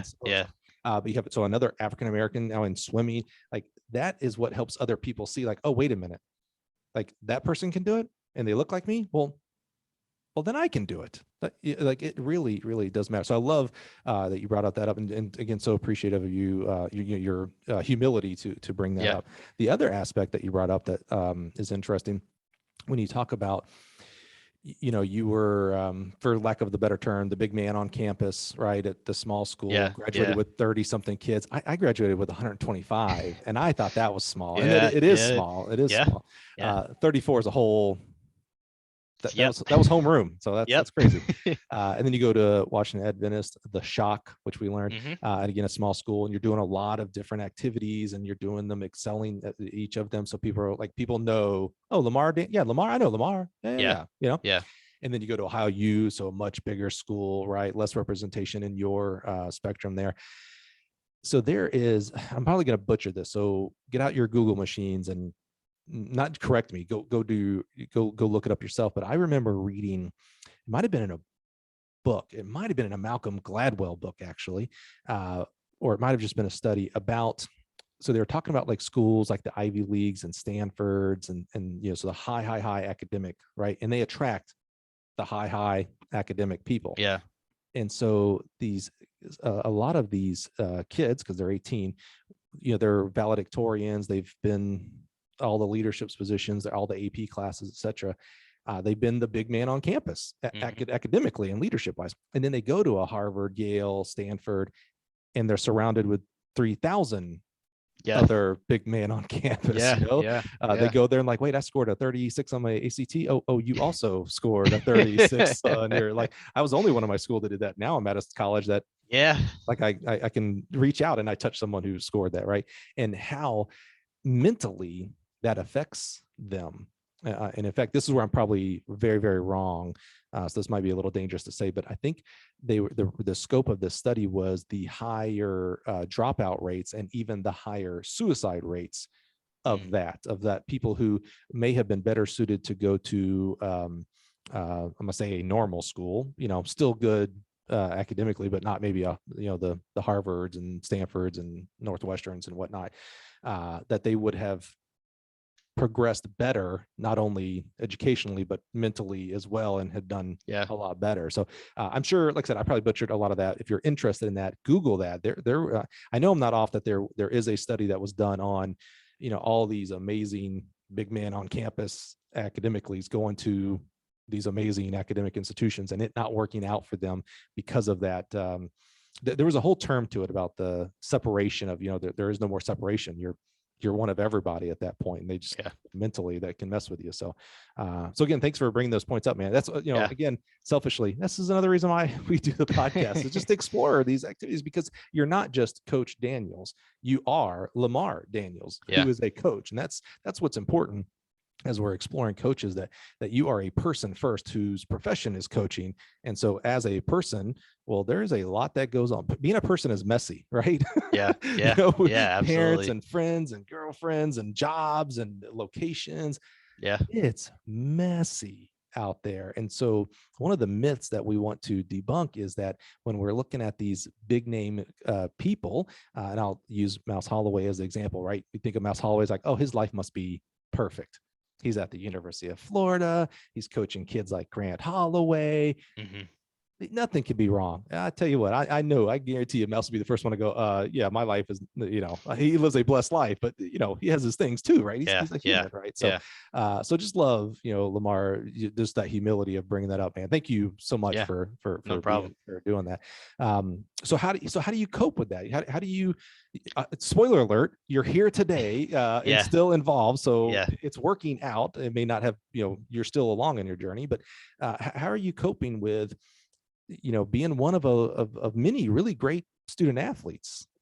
I had Or to. students. Yeah. Yeah. Well, yeah. Some of them were pretty good student athletes. Mhm. So we had some D1, student athletes in Right. Power Five. Yeah. It's, I had to really figure out who I was outside of everything that I did, and outside of all the achievements, and outside of just being Lemar, who does this, who likes to do this and likes to do that. Um, a lot of people that go into that program end up wanting to and become athletic directors. Like, you have, Martin Jarman, who's over at UCLA. I forget his name, who's at USC right now. Bernard Muir at Stanford. Danny White, who used to be at UCF. Jeremy Foley, who was at Florida for like 20 years until a few years ago. I've all come from that program, right? Is So that right? yeah, yeah. So Wow. a lot of high expectations, from, for, whatever you end up doing. And, you know, a lot of people were like, that's what they wanted to do. And that coming in, that's what I thought I wanted to do. Just, be athletic director. And I remember on my interview day, talking to Emmanuel Kerr Brown, shouting him out. He works in development up at Penn State. And he told me, he was like, yeah, just he's like 50% of everybody who comes here wants to be an athletic director, and somehow they end up finding something else, right? Something else catches your eye.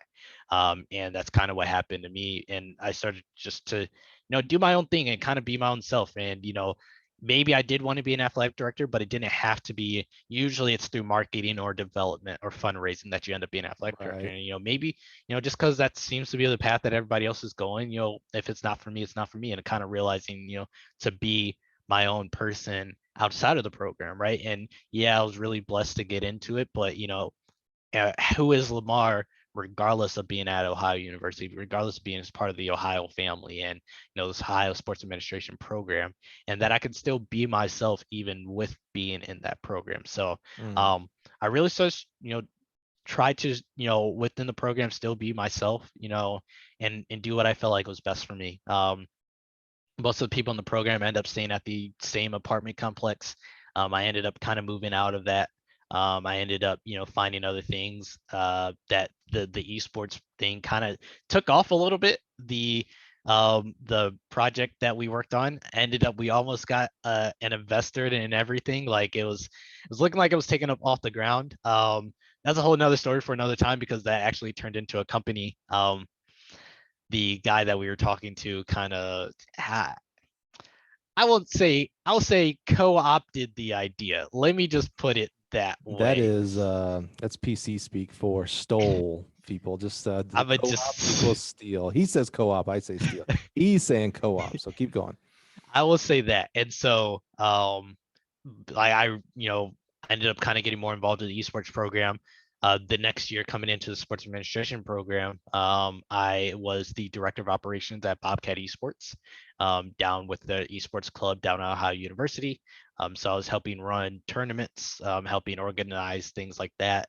And I was, also I was our diversity and inclusion committee chair. So during the program, students can run for different chairs to kind of be involved or be in charge of different initiatives. And so that was the one that I did as well. That we ended up getting that partnered with the sports administration undergrad program had their own diversity and inclusion aspect as well. Kind of partnered the two, put the two together, for the Association of Multicultural.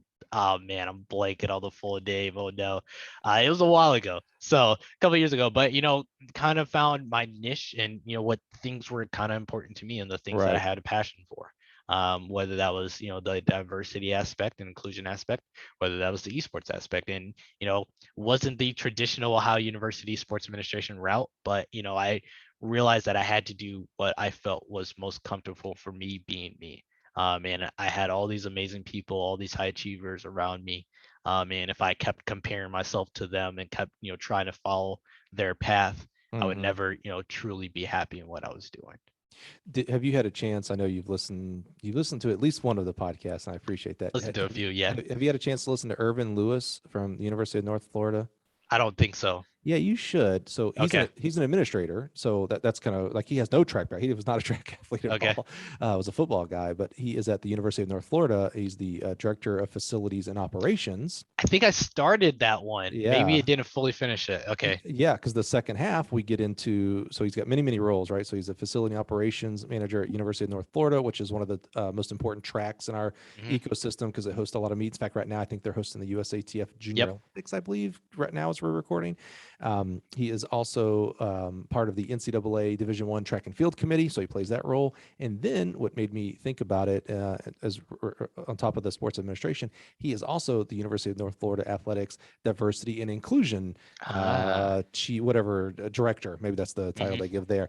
So just reminded me kind of it's a lot of fits there. He's probably not an esports guy. We didn't talk about that, but he's an amazing leader that might have you might receive some value from listening to that one. And you too out there, if you're listening, if you have not listened to Irvin Lewis, the man's awesome. Please go and check out that episode as well. So you're doing, I love that you as you were talking, I was thinking paths, following other people's paths. And then you hit right on it. You're like, I'm carving my own path. And that's where really true legacy happens, right? When you carve your own path instead of following some of the others. So keep us going down that path. Where is that taking us?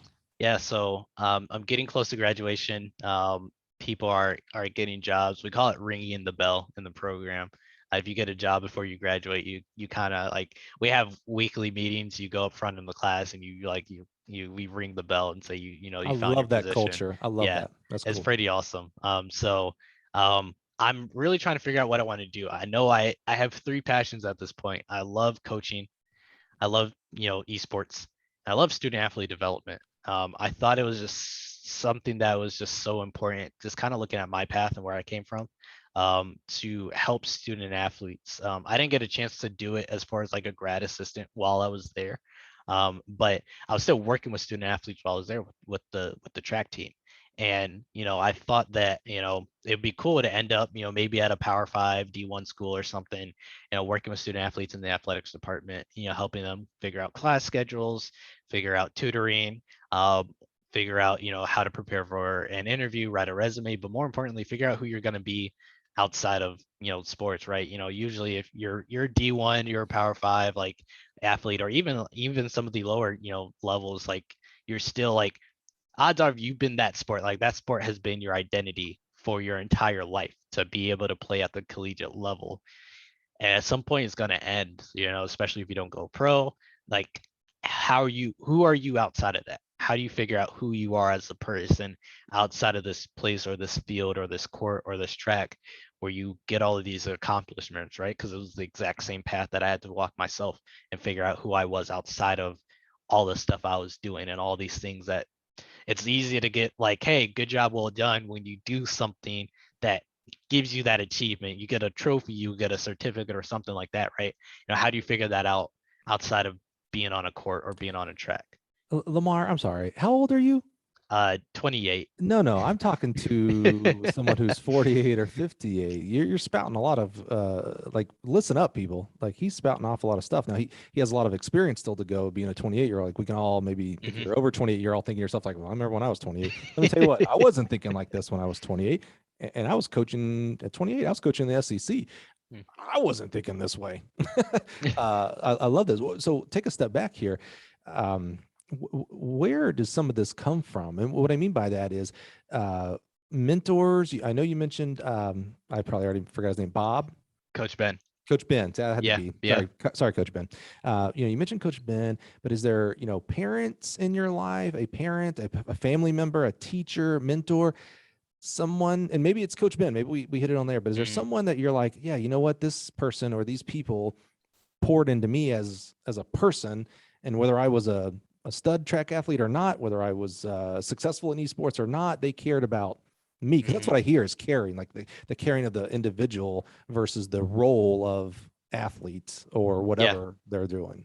Yeah, definitely Coach Ben, like by far. Actually, two usually in these two were at my university. Him and then the dean of men at our university, Tim Nelson. Had a lot of heart to hearts with Tim Nelson. Um, Sometimes because I was getting in trouble. But it's yeah, but How did you have he. time to get in trouble? Jeez. uh, we You are either the greatest time management person I've ever met or the worst. I'm not sure yet. I think I hit both sides every now and then. But he gave me a lot. Like there was a lot of times I was having a hard start with him, and just him kind of mentoring me growing up. I would say honestly, a lot of the athletic staff at Washington Adventist University, and them seeing me kind of mature while I was there, and knowing that I wanted to go into the same field because we don't have a lot of people who do. And so kind of recognizing that, but a lot of it to Coach Ben, just him leading by example, and some of the times where we did sit down and have those chats.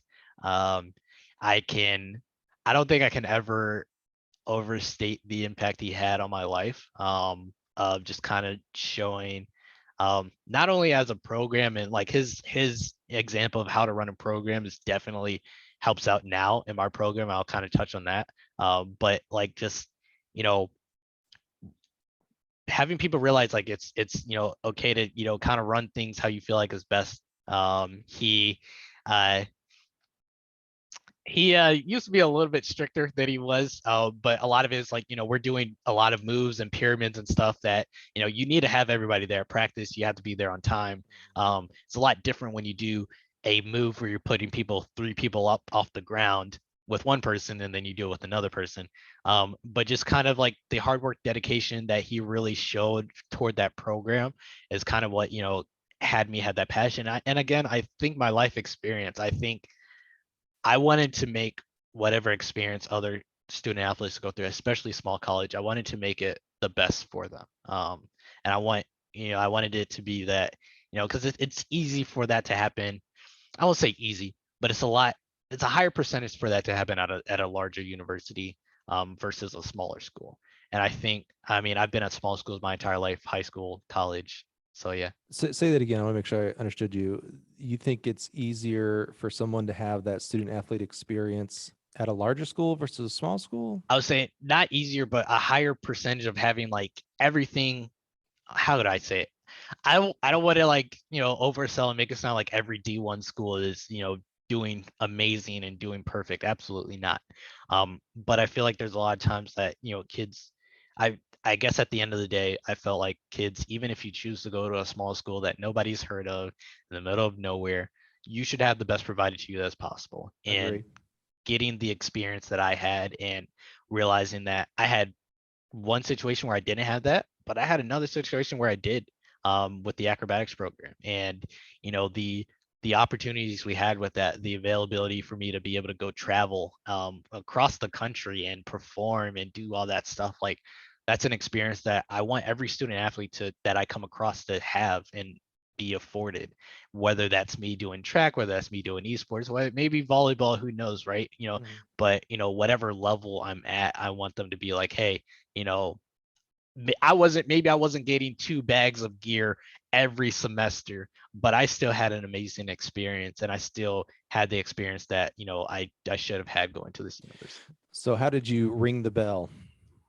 So having all three of these different things that I wanted to do, I was really trying to figure out which one of the three I wanted to go into, because as you kind of heard my story, I like doing a lot of different things. Right. Yeah. Uh, Where is the director of esports, track coaching, diversity, inclusion, student athlete experience yeah, title? There's got to be a long title there somewhere. yeah, and I was really trying to figure out because I felt like I was like, man, if I do one, I feel like I'm gonna miss out on the others, and I really couldn't figure it out. And then, um, I ended up seeing the job for opportunity at Lourdes, and um, I was just like, hey, it kind of gives me everything I'm looking to do. I think with coaching you automatically get into student athlete development just naturally anyway. But it was just like, hey, if you're doing it right. yeah.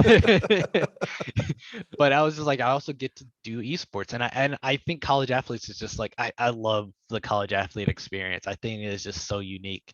It's something that, not what I think only like 8%, 8 to 10% of high schoolers actually get to experience. I don't know if I'm getting that number right or something, but it's not a lot of people experience what it's like to be a college athlete. And I think Sure. it's such a unique experience that can mold and shape people for the better. And I wanted to be a part of that in some way. And so, kind of being able to do what I loved on that end while also do esports wise, I was just like, why not I apply? I applied for some other positions, student athlete development positions at some places. Unfortunately, didn't get them, but I was like, well, Lourdes, and it's funny, I knew Lourdes growing up as I think only in 2011 was when we added athletics. So Lourdes used to be, it was founded in 1958. I hope nobody hears this and I get the date wrong. But it was a university for people who, if you're working full time, come take night classes. Mm-hmm. It was a full 4-year university, but not that traditional experience, right? Yeah. They have a name for that? I actually don't. Yeah, the word transient is coming to my head, but I don't think that's the word. But it's something like that, where for lack of a better term, night classes. But it's for working professionals. Yep. So you're working the Working traditional 8 to yep. 5. Yeah. Hey, and Lemar, I just want to do a quick check-in with you, my friend. We had this scheduled till right now. Are you good time-wise? I'm good. so good. Okay, I just want to be respectful of your time. This is fascinating, so I want to keep going if you can. So awesome. So Lourdes is you knew Lourdes as a we'll call it night class, working professional school. Got it. Okay, not a traditional undergrad. Yeah, growing up, that's how I knew it as. I knew it was over so I grew up in Toledo, and Lourdes is over here in Sylvania, which is probably the largest suburb of Toledo. And so I really never kind of came over to Sylvania. My high school was kind of close by. I had a lot of classmates that lived in Sylvania. But it was never somewhere that I kind of ventured out to. It's kind of where like the rich people lived, and I was just never over in Sylvania a lot. So I knew Lourdes for being that. I knew that they had a really good nursing program, and I think my junior year of high school is when they transitioned to being a full university. They added day classes, they added athletics, they added housing. They bought out an apartment complex next door instead of building housing, which is pretty cool. And so some of my classmates were some of the first student athletes on campus here at Lourdes. They didn't have track and field though, so I might have possibly considered it, but some of my classmates were some of the first here, and so I knew it was interesting to see Lourdes now where it was at.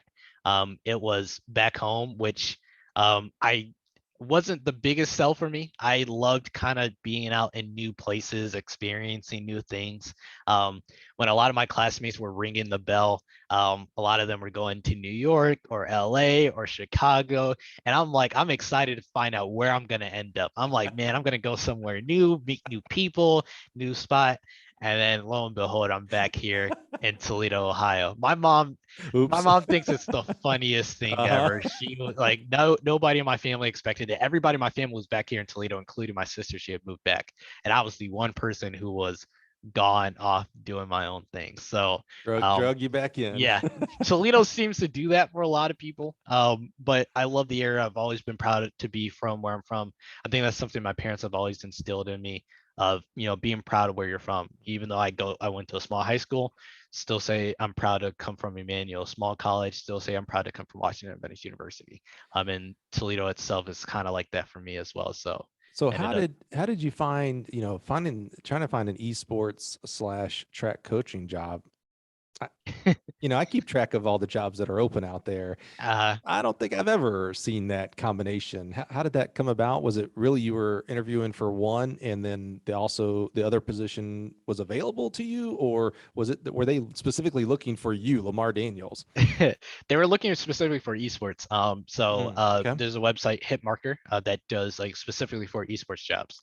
So I was looking on it and I saw this position that opened up, interviewed for it, ended up getting the position. Moved up from Athens, packed all my stuff up in my car. And your car was working this time. Yeah, car's working this time. You're upgrading, my friend. That's awesome. Love it. Packed everything up and got home and ended up moving back in with my brothers. And, because it was always funny. They had a house together, and I was just like, yo, it'd be so cool to live with you guys. Never thinking it'd actually work out. And lo and behold, here I am. And so the next day started working. So July 1st, 2019, started working my position here. Wow. So And you're not July 1st, 2019. You're not the track coach. You're not a nope, track coach. You nope, are the director. not Well, track are you at all. director of esports or what Yeah, was? yeah, Yeah. Okay. yeah, yeah. So, and it was starting a real rebuilding process. So Lourdes was one of the earlier adopters of esports, not like one of the first, but one of the earlier. Okay. Started the program 2017. The first school was in 2014. And then you saw a few more schools kind of get into it. 2017, we were one of those few more. And then 2018, 2019 is where you started to see a really, really big boom. And so, but the program had kind of, not had the best leadership before. A lot of kids that came in had left, and the numbers were very, very low. Think from like 30 the first year to like 7 halfway through the second year. Help us understand when you say low. Obviously, you said 7, so that would be low. Yeah. At track, we're depending on the program. We're talking about 30 kids to 100 kids, depending on the level. What's a healthy? Maybe to say it this way: what is your goal at a Lourdes for a team? Around 30 to 40. Yeah. Okay. Is healthy, and it kind of depends on the program. Obviously, if you only have 1 or 2 titles that you're competing in, then you can't really go higher than maybe 15. And it depends on the titles that you're running. Some titles are 1v1, some are 3v3, some are 6v6, some are 5v5, right? So it kind of depends on a lot, but I think most of the programs you're seeing around nationally are around 30 to 40 in their size. So are programs, when you say titles, you're talking about like League of Legends? Yeah. Overwatch games. Yeah. So that kind of makes me think of track and field. Like a track program will focus, they'll have the whole team, but they're going to put all their scholarship money into distance. That would be a title, right? On the esports level, collegiately, are there schools who are like, oh yeah, no, we're just going to be an Overwatch team, so we're only recruiting Overwatch? And so yes, there. On the other side, so there are teams that are like, I'd say like a University of Oregon off the top of my head, a University of Arkansas off the top of my head, that like they got stud sprinters, stud jumpers, thrower, like they're a complete team. Are there college esports programs that like, hey, we're going to have Overwatch guys and gals, League of Legends, Dota, I think you mentioned was one, and I've kind of heard, like, are there those, or are they more you specific down to 1 or 2 titles? You get both. I would say some of the best programs that you see out there are the ones that have like 1 or 2 specific titles that they focus in. And a lot of times that can kind of be partnered with the fact that they're giving some of these schools are giving full rides for their programs. And so, oh man, I need to start practicing full rides. Yeah. And so the schools that are doing full rides, obviously you can't do like a full 40 team full ride thing. So like they're only competing in 1 or 2 titles, and they're excelling in those. Some of those universities, Maryville University out in St. Louis, they are like the standard when it comes to esports, and they only do League of Legends and Overwatch. Is that right? We did their facility, I don't know, 4 years ago now, 3 years. Yeah, we just did their facility, the Maryville. Oh, nice. Marauders, maybe, because they have the real cool M. Their M, they have the cool M. I actually don't know what I only know like the esports aspect. I don't really know what they. It was funny. I saw. We were at a track meet this past year, and I saw someone with the Maryville kit on. The first time I'd ever seen their logo outside of esports. It was just a weird thing to see, but it made sense. But like, I actually don't know what their nickname is. Does the esports operate in any capacity inside the athletics, or is it a complete? Depends on the school. Okay. So we here at Lourdes are part of athletics, but some schools are part of rec and club sports. Some schools are part of student life. Those are really like the 3 main housed spaces that esports falls under. So, and we totally skipped over, what is Lourdes mascot? The Gray Wolves. Oh, that's pretty cool. The Gray Wolves. That's pretty cool. Yeah. I like that. And do you, and when I say you, I'm trying to learn the whole landscape, not just specifically at Lourdes. Like when you mentioned Gray Wolves, and some esports programs are in the athletic department, some are outside, maybe in the rec team. Like, are you, for those programs that are outside of the athletic department, do they still represent themselves as school name mascot? Like, are they you probably are Lourdes Gray Wolves because you're inside of athletics, but if you were in rec league, would you still be the Gray Wolves, or do you have a totally different, the Overwatch killers or whatever. I That have no idea. depends on the school. Some athletic programs are like, if you're not in our housed in us, we don't want you using Right. our logo. We don't Right. want you use, like, you can use the university name. I mean, most programs out there though, they'll probably say the school and then esports. So we say Lourdes esports whenever we're signing up for stuff. Like, we'll, like, every now and then we'll say Gray Wolves or Go Wolves or something like that. But like a lot of times, if you see us signed up for something, you're seeing a lot of times like Lourdes esports, for Do the you most have part. uniforms? Yep. Yeah. So we have. Ooh, do I actually don't have one here? All Yeah. right, all right. But yes, yes. So we have uniforms as well. And so yeah, us being a part of athletics, we're provided everything else that athletics gives to all the other student athletes. And who's your governing body? Like, so at NCAA, they tell Hmm. each division, how many men's scholarships for track you can have, and how many Yeah. women's scholarships. Do you have that in esports, or is it a free for all? That's the hot topic question that is Ah, always on people's minds. There's no official governing body. You have some tournament organizers out there that might have their own rules. One of the largest ones out there is NACE, National Association of Collegiate Esports, um, which we are a member, and I'm actually on their competition council. They had seemingly tried to want to be a governing body ish. Um, and I hope no other esports coaches listening. I don't think But unless if anybody from esports is listening, you have brought them to this podcast. yeah, I don't think I reached the esports fair enough, world, friend. fair enough.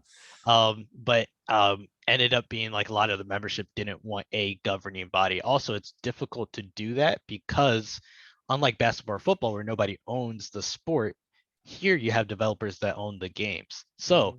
if you want to say, hey, we want to be the governing body and we want to run League of Legends tournament, you have to get permission from the developer Riot to do it. Same with Overwatch, same with Rocket League. And so a lot of people are like, oh, is the NCAA going to adopt it? Is the NAI going to adopt esports? I don't think it will ever happen because the developers have the final say into who can use it's their intellectual property. They can say if you want to run a tournament or not. And they can say we don't want you to run one. So So it's up to the individual school on the scholarship level, how yep, many scholarships, yep, so it is a how free much for they all. want to fund into Yep. it. So if one school says, if Maryville's like, you know what, we about to run this thing, I'm gonna put $1 million into this, and I'm gonna give every kid a full ride who deserves, who's Yes. good, they could do it. No, and Lord says, you know what, we just got one. Try it, right? There's no governance for that. There's none at all. It is a free for all, and a lot of our tournaments are also the same. Like a lot of our tournaments, we're competing against varsity teams and other club teams. So right now, you kind of have three different models as far as esports goes. You might have a club program where it's just ran by students. You might have a varsity program where it's varsity with scholarship, and you might have a varsity by name where it's kind of like the school recognizes it and supports it, but it won't give scholarships, right? So but they'll say, hey, you can use our logo. You can, say you're officially representing our university in a esports capacity. So Mhm. you're seeing like all three of those models kind of being adopted all across. In like a lot of these tournaments, we're all still playing against each other no matter what. So you get some schools that are really good because they have the varsity model with the scholarship. You get some schools that are really good because they have a solid club. For example, right there in Champaign, University of Illinois, solid, very, very good League of Legends team. But when you have a university that large, even though it's a club team, like odds are you're going to get some good players just by numbers, right? So, Illinois has been a very, very good League of Legends team for the past few years now. So, People sleep on Illinois. First of all, a really good engineering school, but people forget the internet was invented here. Netscape was ah, created here. Oh yeah. Illinois, we kind of just, and I say like I'm gonna lie. My wife went to school here, not me. So it's my second team because she went to school here. mhm. It's always Troy University for me. I try to plug Troy University each and every time, at least Nice. in every podcast. My son's name is Troy, so that tells you how. Okay. Yeah, Yeah. Wow. it's gonna be awkward if you ever have a kid. You're gonna have to name your kid Washington. maybe Shock. Shock's kind of a cool name. Like I could see, Put an X at the end, oh, yeah, dude. so Well, it's, now you're getting crazy. Yeah, yeah. but Shock is kind of cool. If you told me like, hey, this is my little, maybe that would be a boy's name. I'm not sure. But hey, this is my little boy, Shock Daniels. I'd be like, what? Like, that's your name? That's awesome, man. That's so cool. There's enough Mikes in the world, Mikes and Daves and Dans and Yeah, Steves, man. fair. It's too common. We just have a new teammate. He's been on with us now for maybe 3 months now. He was a pole vaulter at Coastal Carolina University, and his name is River Morrow, Ryver. I was like, Wow. is that a nickname? Is that like your Wow. real name? He's like, yeah, that's what my mom named me. I was like, Wow. your mom's awesome, man. I was like, that is the coolest name. Like no That's pretty one, cool, dude. anybody you call, no one's going to forget your name. They're not going Yeah. to believe it. They're going to be like, I was talking to a River, but they're never going to forget. They call up to talk to me. And they're like, yeah, I was talking to some guy, Mark. I'm like, they're like, Mike. Like, yeah, that's the guy, Mark, Mike. Yeah, it's all the same. That's fascinating. So let's, we're a track and field podcast. So let's pull it Yeah. in. You're doing all these cool esports things. Yeah. So how does track get back into? Because you are the assistant coach there. So how does that come into play? So coming in here, they had a track team here at Lourdes 2017. And so this was before I got here. It for some reason went away. And then coming in here, the old cross country coach had just left. And so they were hiring a new cross country coach. And with the thought process of adding track back in. So, and awesome lady, Coach McLean, Cheryl McLean. She ran at Michigan, did Olympic trials in the marathon one year. So yeah, Wow. The huge different experience than I had as a college athlete. Michigan. Yeah. So she was coming in and, but she's been a distance runner for years and she's done cross country coaching for years. And so she knew I ran and she was just like, hey, I'd love to have you help out on the sprints side and sprints and hurdle side. Obviously that not being her area of expertise. And I, thought about it and, I was just like, as long as I can be assured that, I won't have to, because I have my own team. So I was like, I can't recruit. I won't be able to recruit, won't be able to do paperwork, budgeting, anything like that. But if that can be assured, like all that can be taken care of, then I was just like, absolutely, I'd love to. So yeah. Interesting, Lemar. I don't know if I get the luxury of listening to people's stories and, you've lived it. So it's taken you 28 years to live the story. Yeah. I'm hearing it in, the span of 28 minutes. Right. But what's interesting there is, so you were afforded an opportunity to do something, I'm going to say new, even though you'd been a track coach before, but a new experience there. All your other endeavors up to this time, at least in the way I'm hearing it, there was no thinking about it. Don't take that the wrong way. Meaning you're like, hey, do you want to join the acrobat team? Yeah, okay, let's do that. Yeah. Hey, I want to try out for soccer. Oh, let me go try out for soccer. Yeah. When you just said that, when she approached you like, hey, you have some sprints hurdles background, we could use a coach. You said, yeah, I had to think about that for a second because I have my own team. So I can't do the recruit. Like, it's interesting as you're getting a little older, and we find this probably pretty normal. We start slowing down just a little bit. Some of us physically, I really slowed down here. But there's a little bit because you have other priorities and thoughts. Like now you're running your own esports team. It's like, oh, like this is my primary. Yeah. I can't allow secondaries to get in the way over here. So it was just interesting the way you said that. I was like, because literally when you said, yeah, I had to think about it for that. I was like, wait a minute, you jump first, Lemar, and then you get it all figured out.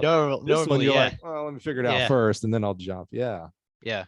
But no, I mean, that's a great point. It's actually something I didn't realize because I knew with the esports program, it was a lot I was undertaking, not only it being something completely new to me, but also just the amount of work it took to turn the program around. And this is where I'm saying, like, I think my life experience really prepared me specifically for this job. I come into a program that was just not doing too well. And by no fault of the students or, my current boss or anything like that. She wasn't even here when the program started. But it was just not having the best person in the position.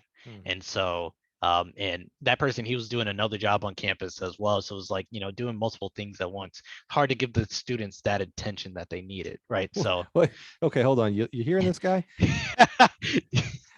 Now he's not bagging on the guy, but bagging on the person who does multiple jobs. This is we're going to get into our own little session here, Lemar, because I got a question coming up for you. Okay. I don't know that you've ever thought. I'm not going to ask it just yet. Keep going. Okay. I've been spooling up this question. I like to challenge our guests nice on their decision and decision making, the how they and when they've made the decision. So I've got one for you. that you were either going to say, hey, this interview's over, we're done, or you're gonna be like, oh crap, I never really thought about that. But Okay. as you get older, these are the kind of things that you just Yeah. naturally hope. The ones of us who grow up, and I'm not saying that about you, but the ones of us who continue on in our successful lives, these are the kind of questions that we come up with. A big put a pin in that. Keep going, and we're Yeah. gonna get there. Yeah. I mean, I think for him, he was an assistant coach on another team. And so it's hard because that job was still his primary. But to be be a head coach as your secondary thing, I think is very difficult to do. Great point. Whereas for me now, that's my primary thing, and I assistant coach as my secondary, right? And so, but it was a lot. Like, this is where all the stuff, all of my experiences, kind of all came as a head. Like, learning what a good coach or team should be was very important. Because I was able to implement a lot of what I learned on the acrobatics team into our program. But even more importantly, I think my negative experiences helped me out a lot, because I was able to look at my students and know, I know exactly what you're feeling.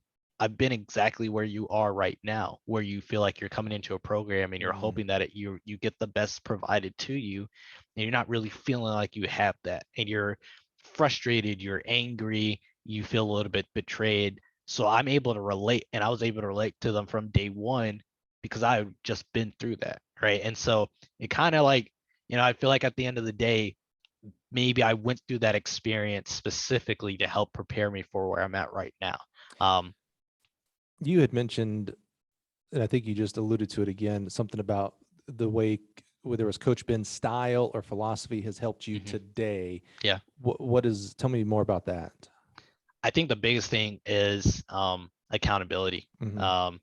You when you're doing any type of, acrobatics thing, having accountability that your teammate's going to be there to catch you when you go up in a flight, to spot you if you need a spot. When you're having moving parts going all around and people are transitioning and you have a tumbling pass, to know that nobody's going to run in your direction that you're going to tumble. A lot of faith and a lot of trust has to go into that. A lot of this is having accountability with each other, that, you put in the work, you come here consistently and practice every single time.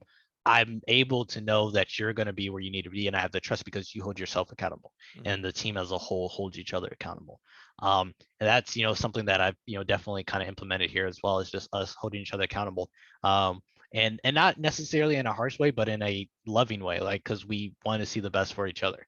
And that's something I push a lot with our program, of not just holding each other accountable in, making sure that you're coming to practice on time, or making sure you're playing outside of practice time. Because, side note, in esports, if you're only practicing during practice, you're kind of falling behind a little bit, right? You have to find that time outside of it to, make sure you're keeping up with your play. But also to hold each other accountable. Are you going to class? Are you treating others with respect? That's the number one rule. Whenever I talk to the team every new semester, number one rule is respect others. That's the first rule I put on our list.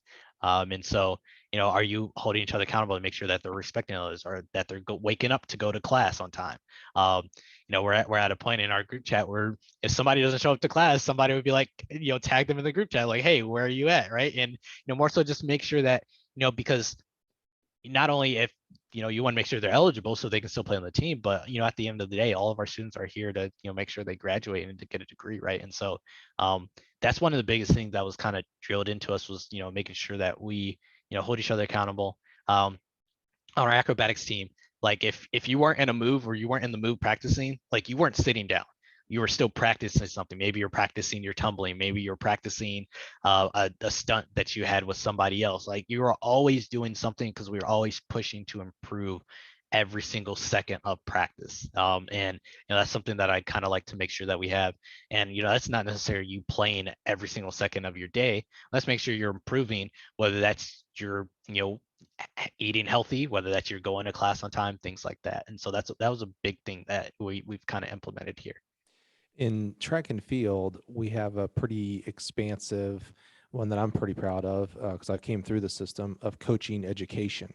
So USATF has different tiers. USCCA has got a great program. Altus, I almost said out of Arizona, they're actually moving to Atlanta. But Altus, Stu McMillan and his group, they do an amazing job. And then and there's more. Like, I'm not even Coaches Collab. How could I forget about them? Is there first of all, what has been your experience, if any at all, on that side for track and field? And is there something akin to that on the esports side? So currently trying to get the budget to pay for that Sure. from the track side. Mhm. So talking to the head coach about that, but yeah, I'd love to. I mean, I've heard so many of your stories about like how people have connected at different, and I would love to do it if it was in person, honestly. And hopefully we get back to that at some time. Yes. But additionally, at least on the esports side, yeah, we do have it. NACAD, National Association of Esports Coaches and Directors, is like our kind of professional development system as well.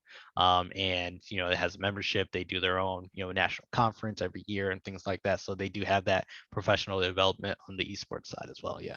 So you're so young. Yeah, my birthday was a couple days ago, so I'm 45. Nice. So I'm Happy old. birthday. Yeah, yeah. In fact, I say I'm old. Thank you so much. I say I'm old. I'm actually not. Like someone said, congrats on your first 45 years, and I was like, yep, it's halftime for me. Like I'm pretty sure I'm going to live to over 90. So like if you think of it that way, like I'm not old. Like I'm at halftime basically. I got 45 more years, right, to do a lot of cool things. I hope. You're 28. You might not even be at the start line today, Lemar. I mean, you're so young. What's the not what's the end game? Because I dislike that type of question, right? Because that means what's the end game is, well, I'm going to be laid into the earth. I'm going to die. Yeah. That's the real end game. But like today, 2021, I don't see a path if you have a goal of coaching on the Division I level, coaching track and field on the Division I level, and also being an esports coach. Yeah. In 2021, my knowledge tells me, and I could be wrong, that that's not conceivable. But the branch of those is right. If I want to go on and coach Division I, you absolutely have that ability to coach Division I track and field, and obviously you have the ability to do esports director because you're doing it now. What's your thought pattern, or maybe because here's the thing too, I love when people like the grass is not always green on the other side, right? So maybe in the type of position you are right now, maybe you're like, yeah, dude, I could do this for the next 50 years.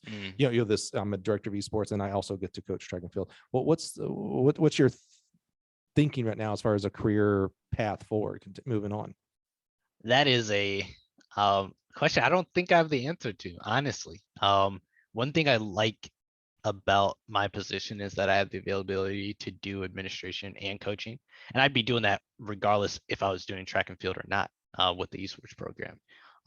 And as our programs expand out and college esports gets more kind of solidified, I think you're going to start to see, because a lot of these programs is just one staff member kind of facilitating, sometimes maybe coaching, sometimes maybe not, because you can't always coach.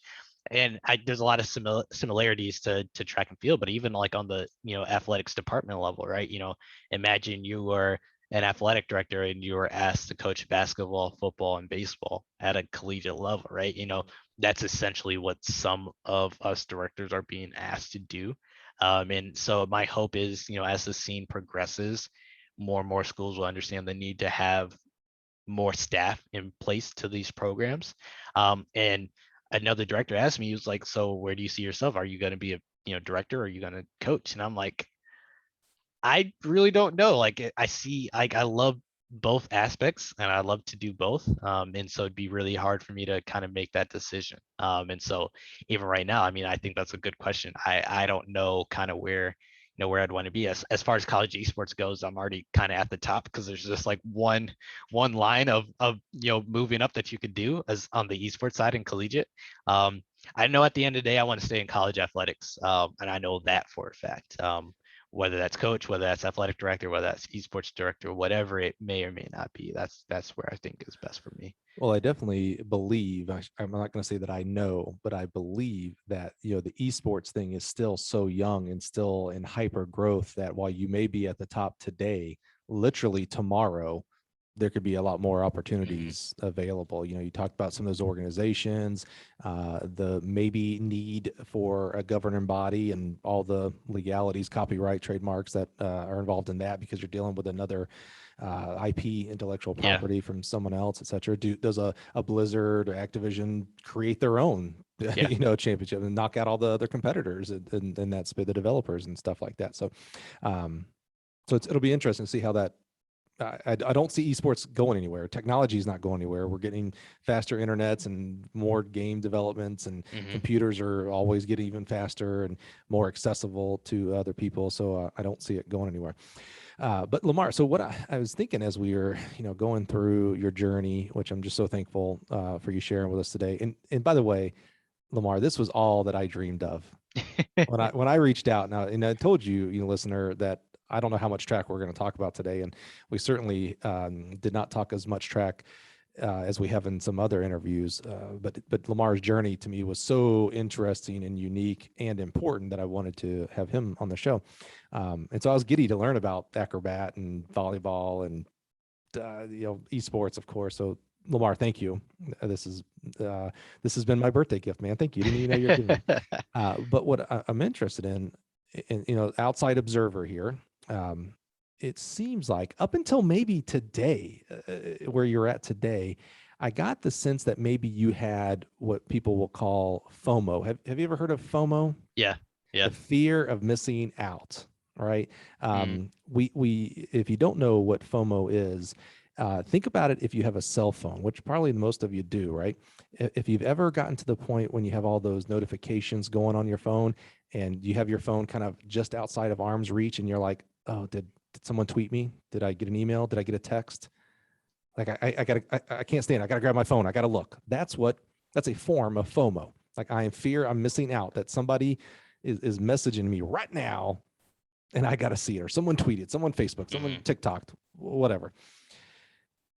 I got that sense when you're going through the college. It's interesting. I didn't really get it in the high school side, and we didn't spend a lot of time there. College, we spent a lot of time because that's where a lot of things happened. Even through your grad work with a lot of the different interests. But have you ever sat back, and maybe you're just too young in this stage and age of where you're at, and thought about the way you make decisions? And by the way, not judging, I want to take that off the table. I'm not judging your decisions, but have you ever thought of like some of the opportunities that you have jumped first and then figured it out, and you figured them out brilliantly, which is the good news. Not a lot of crash and burns here, so lucky you. But a lot of that's your own character and thought process and work ethic. But have you ever thought about like, man, do I have a FOMO of like, if someone presents an opportunity, I can't say no because who knows, I may love it. And weighing that against well, I gotta focus on only so many things. Yeah. Yeah. I mean, I think it's something that I feel, for me, I really love the experiences, and that's like the biggest thing is me, is experience and providing those experiences to people. So where I feel like when I feel like I can, I try myself to get to that point. I think I've definitely done a lot better as far as I'm getting older, and I'm finding different avenues to enjoy those experiences. For example, it's kind of doing the USATF Masters and then going out there and running, because it was the first time they did 25 to 29 age group. Yeah. I was talking to some of the guys there, and I was just like, I'm kind of using this as a way to like give myself the experiences I didn't have when I was in college. I had 6 meets total over my college career, 3 my freshman year, 3 my sophomore year, and that was it. And so I use it as an opportunity to kind of give myself that experience, and I'm also using it as a way of like kind of re-coaching myself a little bit. When I got to college, I was just doing 400s and 400 hurdles and some long jumps. So like a lot of the block work, I didn't again, never had a sprint specific coach. So this past summer was a lot me of like re-coaching myself, working with somebody else, and so that way next year I can even be better for my students when they come in. I'm even like re-going through hurdle drills as well, so I can get it all fresh in my mind once again.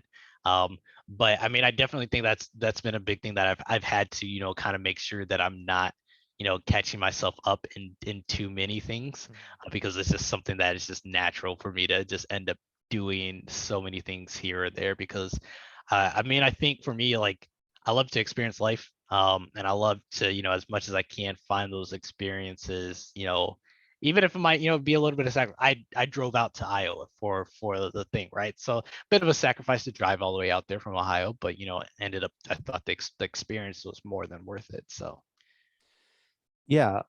Don't hear me saying like, what's the old term? No regrets, Yeah. so like, I'm not trying to like bust you to find like, well, what do you regret? What did Mhm. you miss out, or what did you do? And you're like, I wish I'd never done that. Because like my thought philosophy on that kind of stuff is even the bad things that happen have shaped you to who you are today. Yeah. Right. Yeah. So, we are who we are because of where we've been and what we've done.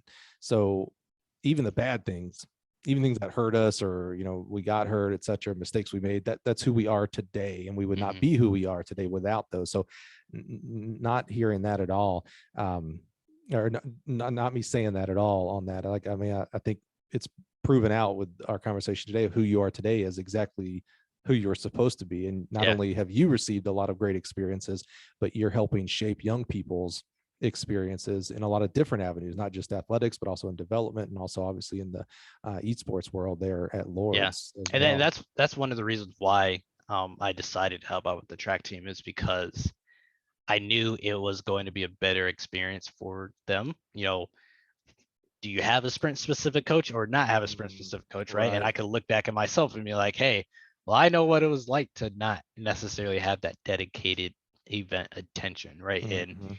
and to be able to, so I think I'm kind of pivoting toward, yeah, maybe taking a little bit more experiences will be good for me if I can find that in a way, shape, or form it ends up helping out, somebody else down the road. Well, it's pretty clear that you have a giving heart. What I did not hear during this whole story was me, champion, Mhm. trophies. I didn't hear that. It was more you hit the nail on the head about experiences. Like, how can I experience this? And if I think back now, every one of your experiences has been a shared experience. Mm. So it's an acrobatic team. It was the Yeah. volleyball Yeah. team. Coach Ben and what he meant for you and your development, the entrepreneurial, like even that,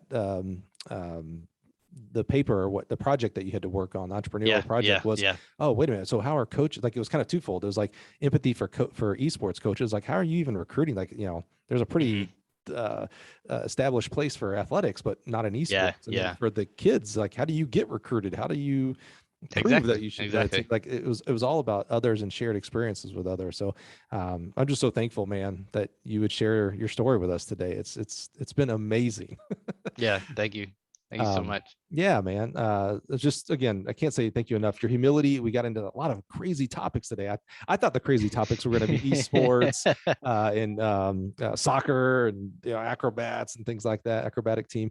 I thought that was going to be the crazy parts, and those were awesome and crazy. But again, just want to say thank you, Lemar, for being so transparent and showing humility to talk about therapy and um, um, representation and things like that. Those are important topics that should be explored more as we talk about our own mental health and our own development. So I'm just so thankful. I just know your story is going to help people who are listening today to help their own paths, carve their own paths. The path that you create helps other people create their individual paths, man. So I'm just so thankful, man. Thank you so much for your time today. Absolutely. Thank you so much for having me. And thank you for listening today. I told you I didn't know how much track we were going to talk today, and that actually made me a little bit nervous. Maybe you were nervous too. I think it turned out fantastic. In fact, I know it turned out fantastic because I get to meet a new guy today, man, who's got a crazy life, and I just absolutely love that.